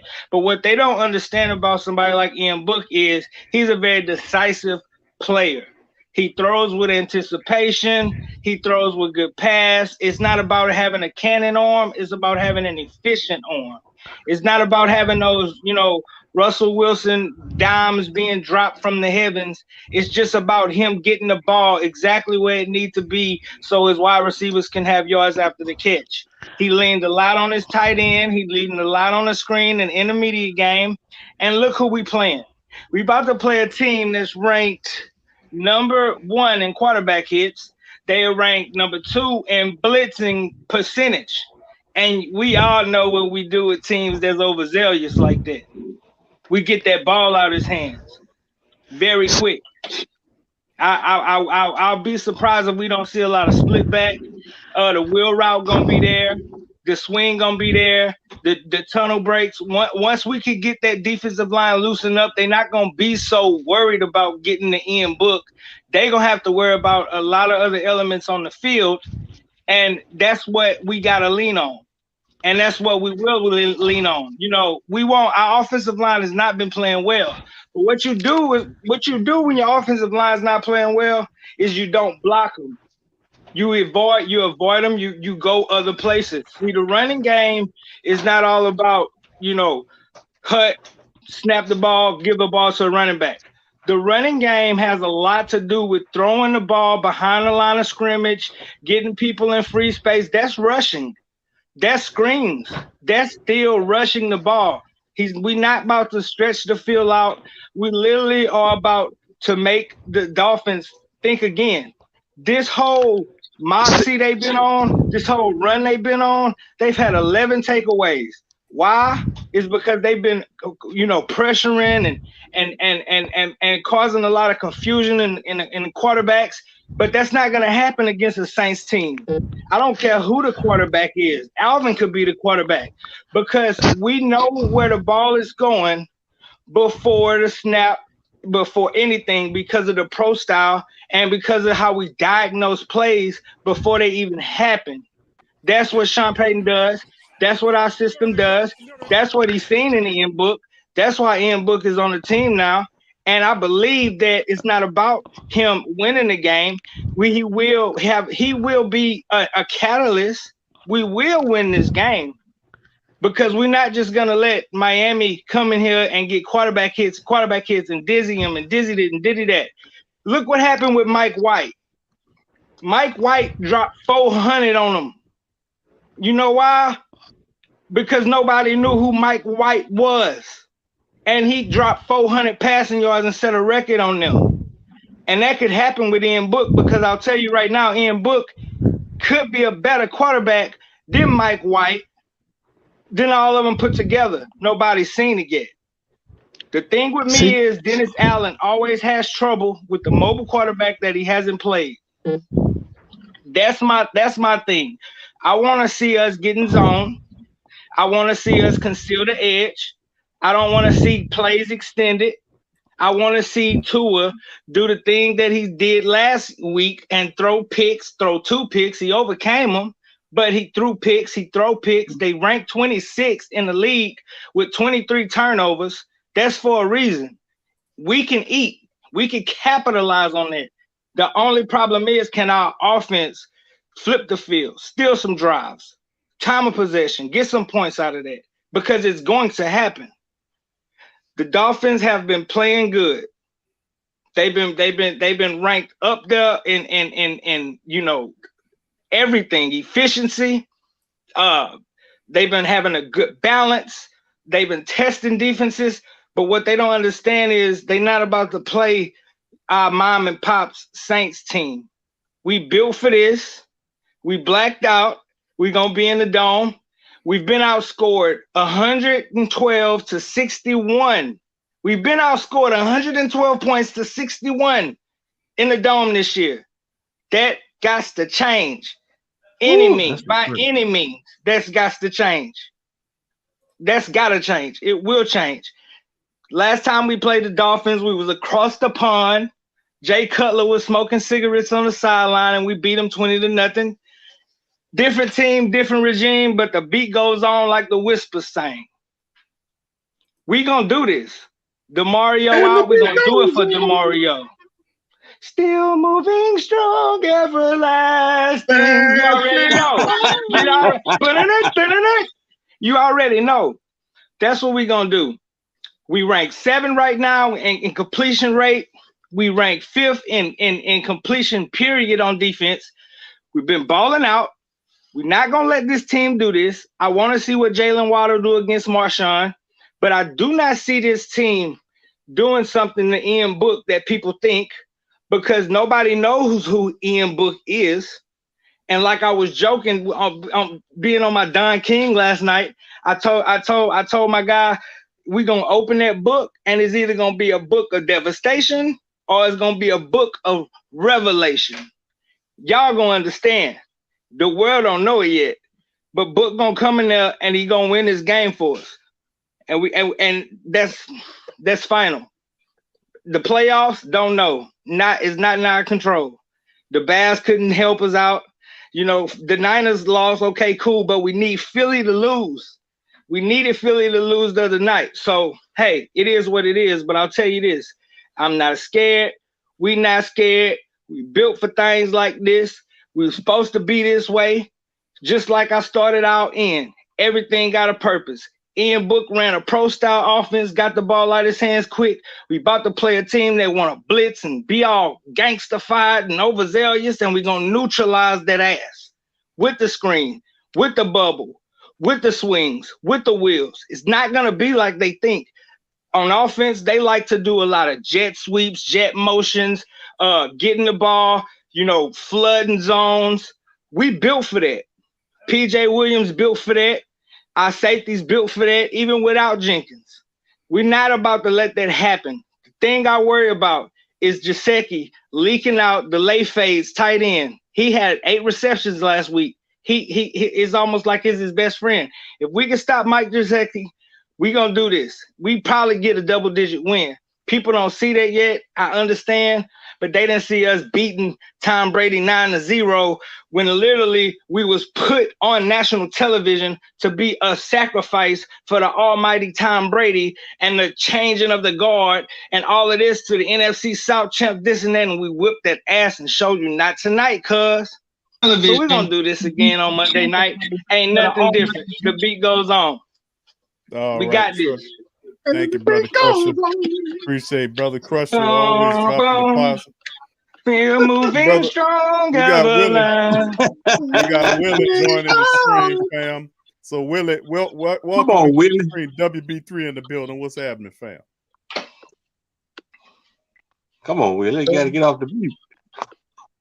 You heard me, Q? On that mute I took me a power nap. Hold on, y'all. Hold on. Come on, Willie. You got to get off the mute. I don't want no feedback in the background and all that. Hey, Q. Tell him, Willie. You already know what to do, Q. Do it before I do it. Oh, damn. Come on, Q. Give it to me one time. There you go. Oh, Grand Tarantino. Yeah, no, Pat Blue Ribbon. I see you. Yeah. Yeah. That's all. That's all we need, bro. We got Clint Eastwood behind us. You know what I'm saying? We're gonna beat these people ass, bro. And then we're just gonna chill out the rest of the day, bro, and enjoy the day after Christmas. That's all. I ain't got too much to say, Q. You know? All right, Willie. I mean, Q, look. What can I say, bro? We got Ian Book back there this week. Who we gonna have back there next week? Archie Manning? I'm just saying. Trevor serious. No Trevor. After a while, that COVID-19, everybody gonna run out of players to fucking play. You know, everybody. We're gonna put Mike Buck. Mike Buck gonna be back there. I'm telling everybody. Boy, I swear, bro, they tripping, man. Big up Steve Walsh. The other Manning brother gonna be back there. Don't make no sense, man. It's some kind of conspiracy or something going on with the COVID-19 mess, bro. I don't understand it, bro. I really don't, man. It's almost like hysteria. It's almost like a witch hunt at this point. There you go. Like, what do we really know? You know, it sucks, I'm dude. just saying, if you got the shot, you know, then why, suspend a person or stop a person from playing if a person got the shot? And I do think they changing it. I think that's in change as we speak, actually. Man, yeah, they're gonna have to do. Hey, they're gonna have to do something because they're gonna after a while they're gonna be looking for replacement players, bro. I'm telling you, cuz, for real. I will tell it now. Well, I just want to say, I just want to say to y'all, fam. I know, like Uncle said earlier about how can Payton still get COVID after getting the shots. All right, people, let me just say this PSA announcement. The shots are to help you from not dying. Yeah, I understand. It helps to save you from dying, because I have a coworker that got exposed to it again, and he got the booster, and I got the same thing.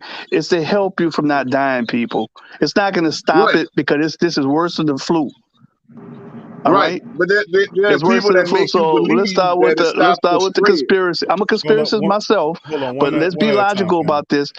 The main people that are dying, and this is a fact, and y'all can look it up. The main people that are dying from COVID is part of that 30% of the population that didn't get vaccinated. The purpose of you being vaccinated is you're gonna get sick, but it's to keep you alive. Look at it that way. It's to keep you alive. All right. I ain't get sick yet. God damn it, I ain't worried about it. Well, if you ain't got it yet, at least hopefully you're wearing your mask when you got out, bro. Because I'm gonna tell you right now, I know when this thing first came out, everybody was trying to talk about the Tuskegee experiment, but you gotta realize the Tuskegee experiment only affected black people, only affected us. This is affecting everybody, and that's all I'm gonna say about this. That's all I'm going to say about that. I just had to say that to my peeps, to my fam about that. All right, protect yourselves, people. All right, protect yourselves. Yeah. But with that being said, this is going to be a good game. Don't panic. Don't stress yourselves out, people. We're going to win this game. Like I said, 24-16. Ian Book probably going to throw for a touchdown, or possibly two, and we're going to get a pick six. Because they have not played. I know Miami is excited. I said this when I was on the first time. I know Miami excited about their winning streak. But tell me one good defense they played against. That's better than now. I'll wait. Give me one good defense. Because Carolina is in shambles. Carolina is in shambles. Carolina in shambles. Not with the best quarterback they could ever. Not with Cam Newton over there. Man, they're talking about not even bringing Cam Newton back next year. And Coach Rule is probably gonna get fired too. Watch. And the reason why Ian Book probably don't have it is because he probably kept his damn mask on. Because you see some of these same Carolina, man. Jesus Christ. Some of these same people that talk all that noise about Taysom Hill being a quarterback are probably some of the same people that think the January 6th insurrection was just a picnic. It was a picnic. Hey, bro. Hey, bro. Nobody want to hear nothing about the Capitol, man. Nobody want to hear that shit, man. Let's get the football, man. Yeah, I'm sick of all that, man. Y'all, hey, look, ain't no race hustling on the sports karma, man. We ain't about to do that, bro. Race hustling? I'm just being real. No. Every time, bro, man, that ain't shit, hey, bro. Viva Donald Trump. If he run, I'm voting for him. Nah. Oh my God. You had a Million Man March that happened in Washington D.C. and that didn't happen. I don't give a damn. He better than what we got going on right now. Nah. All right, Willie, how you gonna tell a man no race hustling on the sports? All right, right. But then you talk about you gonna vote for Donald Trump. Because, hey, hold on, no, because you're gonna have their advantage. Trump is a con man, bro. Okay, but check this out, Willie. I don't want to politicize this neither, cuz. But the 44th president told us precisely COVID was gonna be gone by Easter. COVID was gonna be gone by Easter because it's a beautiful day. That hey, bro. Black people on out there too at the insurrection, bro. That's all I'm saying. Like I said, man. Look, we got to get back to the Russian attack. We about to play a team that's giving up a lot of rushing yards. I think they rank number 7 though. They rank 13th right now in touchdowns, but they rank 19 yards per average. We can run the ball on them, even without our right and left guard. We can do some things. I think we're gonna get in split back. I hate to see that Vanette gonna be our only tight end. He gonna have to catch the ball when it comes to him. And this is my last point about Taysom. Love Taysom to death. One of my favorite Saints of all time. But I'm gonna tell you this. This is what makes me upset about Taysom Hill. What makes me upset about Taysom Hill is he decries all about how he wants to be a quarterback. He makes this scene about how he's a quarterback. That's who he is. And every time he gets an opportunity to show the world he's a quarterback, he's not a quarterback. How many more times can this dude get these opportunities to do that? He is not a quarterback. He is not the future. He makes the craziest decisions. See, this the thing about Ian Book. Ian Book gonna take off and gonna worry about what the coach say after the play. He gonna get his yardage. Taysom Hill gonna sit there in the pocket and look crazy and not make any progress, roll out to the same because he ambivalent in the mind. Ian Book not. He about to be assertive. That's the main difference about it. And I love Taysom to death, but they got too many people on this Taysom Hill call. They need to chill out because they almost trying to make it seem like this is more about Taysom Hill than it is the New Orleans Saints. And it is not, okay? It is not. But this is gonna make this official. This is gonna make this official. A better quarterback than him. I have to ask Mr. Willie. Willie, can you trust a quarterback named Ian? Will he be successful?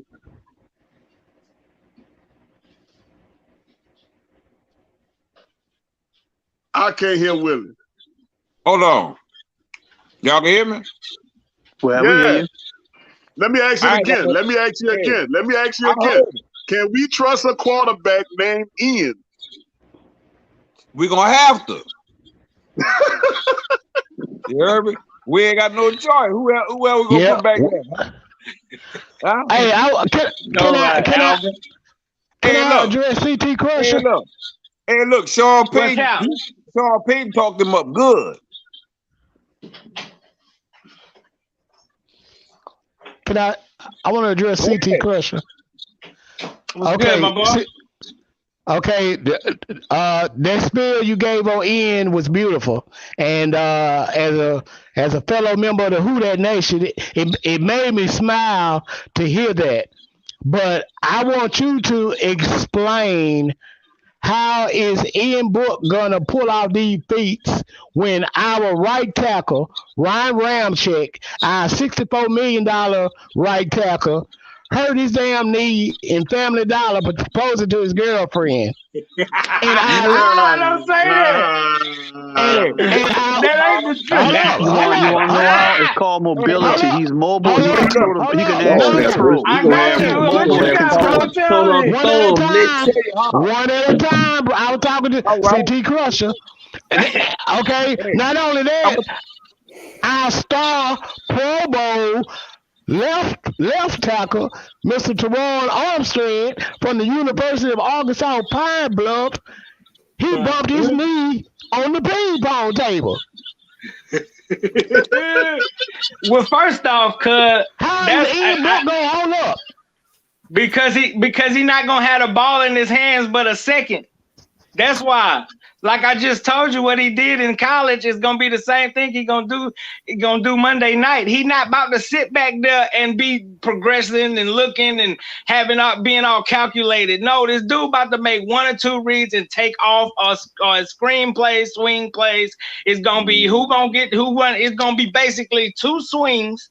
Ingram on one, Alvin on the other side. Who gonna get the ball? It's basically gonna be taking them defensive ends and making their ass calm down instead of worrying about getting a sack. They gonna have to worry about concealing that edge, and after a while, that's gonna change some things up. After a while, that's gonna change some things up. See, the Dolphins ain't been playing brain. They've been playing athletes. They ain't been playing brain. They gonna play Bobby the Brain Monday. I got one thing to say. And this all y'all got to do. Trust the Payton. That's all. Yes. Payton You got dogs all right, man. Payton ain't off. You dogs all right. Off the COVID protocol. And CT, I agree with you. It's going to be a movable pocket. Yes, that's sir. That's gonna make him think twice. Payton is not off the COVID protocol. He ain't gonna be and he there. can throw the ball. He's not gonna be like Taysom. That's gonna who I throw it to if he's not wide open. Yeah, and he's gonna be throwing deep passes and not deep punts. Hey, listen, I know. I forgot that Suede and Willie on the podcast at the same time. You know that Payton's on his way. Yeah. You got to trust the Payton every day. There you go. You got. It was the night before Monday, and all through the house. Look at that black and look at that smile on him. He know you about to have some fun. Look at that smile on him. Yeah, how you can't trust a man with that type of smile, man? Look at that smile, man. For real, man. Look like a Smurf. Look at it. Yeah, that's why he smiled when he got caught taking a cookie out the cookie jar. Look like Mr. Magoo. Hey, he on a split. He on a split. Coach on a split look like. Coach on a split look like that man in the restaurant. Like you just wait, buddy. I'm going to tell you, everybody in the panel. Who has the best coaching staff? Hey, Sean Payton, like he full of them edibles on that picture. He probably. Fact. No, and Big Q, I agree with you. What you said yesterday about 57. They need to retire Ricky Jackson's number. I agree with you. Well, they need to retire 57, 56, 53, 51. That needs to be retired. Eric Martin, I'm 83. That shit need to be retired. You know, they got a lot of numbers need to be retired. And number 7. Who Taysom Hill? Martin Anderson. I'll never forget it. Halftime ceremony. What? Hey, now look, bro. I don't mean to bash Taysom. Taysom just pissed me off because I believe in him. I believed in him, and he get on the field and he throw. He do shit like Alvin Kamara. You know how we run these Texas routes. We run these angle routes to a T. I don't care. He didn't have no turnover. That's the only thing that matters. That's how we won that game. No turnover. And I agree with that too. I do. Ooh. But you know he didn't do nothing. He didn't do nothing but get the ball and flip the field. And Blake Gillikin did his awesome first down dance after he got the kick. No, bro. Hey, bro. It's not Blake Gillikin. It's the 10 man because he gonna leave you on a 10 man. Yeah, on a 10 man. On a 10 man. Gillikin, leave him on a 10 man. I love it. That's a 10 man. Hey, that's a 10 man because he gonna leave you on a 10 man. I love it, brother. Hell yeah. I love it. The 10 man Gillikin. Yeah, I don't know what kind of foot he got, boy. He must be got an automatic stop sensor in his foot to make that ball do all that shit. That's some Tony Stark tech in this shit. Yeah. For real. Craziness. All right, fam. But now let me ask y'all this, brothers. Hold on, let me fam. ask y'all this. We get close to the cutoff. When Minnesota and Philadelphia Brother lose Prime. on Sunday, don't y'all think that's going to give the Saints more motivation to win on Monday? You might as well wait, Q. He muted you, Q. Boy, Q, you muted. It's tough having both Willie and Suede on the show at the same time. You notice they play off. Yeah, I know Suede is not on the live video. That's He right. was up there earlier today. Yeah. Broke on midstream. He ain't lying. And I miss you, Slay, man. It's good to see you, bro. For real. Oh, it's all good. I'm here, baby. I'm here. You know what I'm saying? Where you been? Hey, Suede don't want us to see that 500-pound woman he would. That's why he got. That's why he ain't got. I'm out. Hey, look. Hey, look. Happy holidays. Happy holidays. Happy holidays. Okay. On that note, we're gonna get. Listen, I want to say thank you to the entire Who Dat Nation. Much love to the fam. I appreciate everybody for joining us. And she's 445 pounds. By the way, cut that out. I appreciate all the family members, the panel. You know, black men like meat with meat and potatoes, brother. not finger sandwiches. CT Crusher, Willie, and the rest of the family members that joined the stream, Hoodie, and the rest of y'all. Appreciate all the great panel having fun. Listen, fam, it's the night before Christmas Eve. Listen, I like to tell all y'all out there all through the house. Holidays. Hey, Feliz Navidad. Feliz Navidad, brother. Let's get ready for Monday. For the Monday matchup against the Miami Dolphins. So listen, fam, before that, I want y'all to have a fantastic holiday. And we're gonna talk again, man. But listen, y'all enjoy your families, have fun. Just soak in. Brother Q, I have a question for you. Are you gonna be on next Friday? Because next Friday is New Year's Eve. Yes, sir. I will be in the building on Friday. Nice. So, hey. Much love. Happy holidays. Y'all stay prayed up. Stay faith up. Mask up. My phone about to die. Love each and every one of y'all, man. Who that? Who that to you, brother? And thank y'all, brother CT Crusher and the rest of the family members. And listen, fam, if you hadn't already hit the like button, feel free to hit the like button. My phone about to die. My phone about to die too. Y'all take care of yourselves, brother. Stay safe. Stay safe. Thank you, brother. All right. So big ups to the rest of the fam. Y'all keep your heads up. Hit the like button if you hadn't already hit it. Hit subscribe if you hadn't already subscribed, family. Y'all have a fantastic holiday, and I will see you guys soon. Who that to you? Who that? Yeah. Well, all right. Like you always say, welcome. Number one sports talking D. We ain't like the Falcons. We won't blow the lead. Look, all we talk is who that? Who got cut and who back? Rookies in the vets. Players you should look at. It's the sports coma. You don't want to miss it. Got the pre-game party, post-game statistics. Get a visit from Suede. Maybe DC or 5. It's the hottest thing smoking. Big Q and the guys. Go to YouTube Live. Make sure you subscribe. Interviews inside the Saints locker room high. Talk to Drew, Jordan, Zach, Payton, New Orleans, Who Dat Nation. Best believe when I say we bleed gold and black. Ain't a miracle or rivalry could ever hold us back. No, Beastquake, Bounty Gate, let the truth be told. It's the sports coma, all we know is say Super Bowl. Yeah. You're listening to the Sports Coma with Big Q and the guys on the PRO Media Network.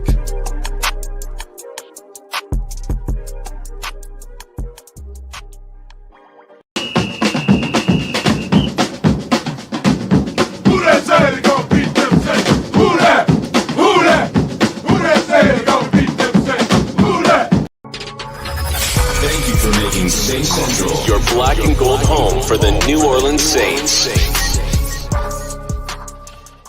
Don't forget to do your Christmas shopping at the Pro Shop. Get TSC merch for the holidays right now and get 15% off on all items on the Pro Shop by using the product code TSCXmas21. So get your shop on at the Pro Shop today. Peace. The WhoDatDaily.com. That's right, the WhoDatDaily.com. Your one-stop shop for everything New Orleans Saints, New Orleans Pelicans, LSU Tigers, even the top flight boxing. So if you're a Who Dat and you're looking for a place to stay up on your team, WhoDatDaily.com is your site. The WhoDatDaily.com for the sport Who Dat in all of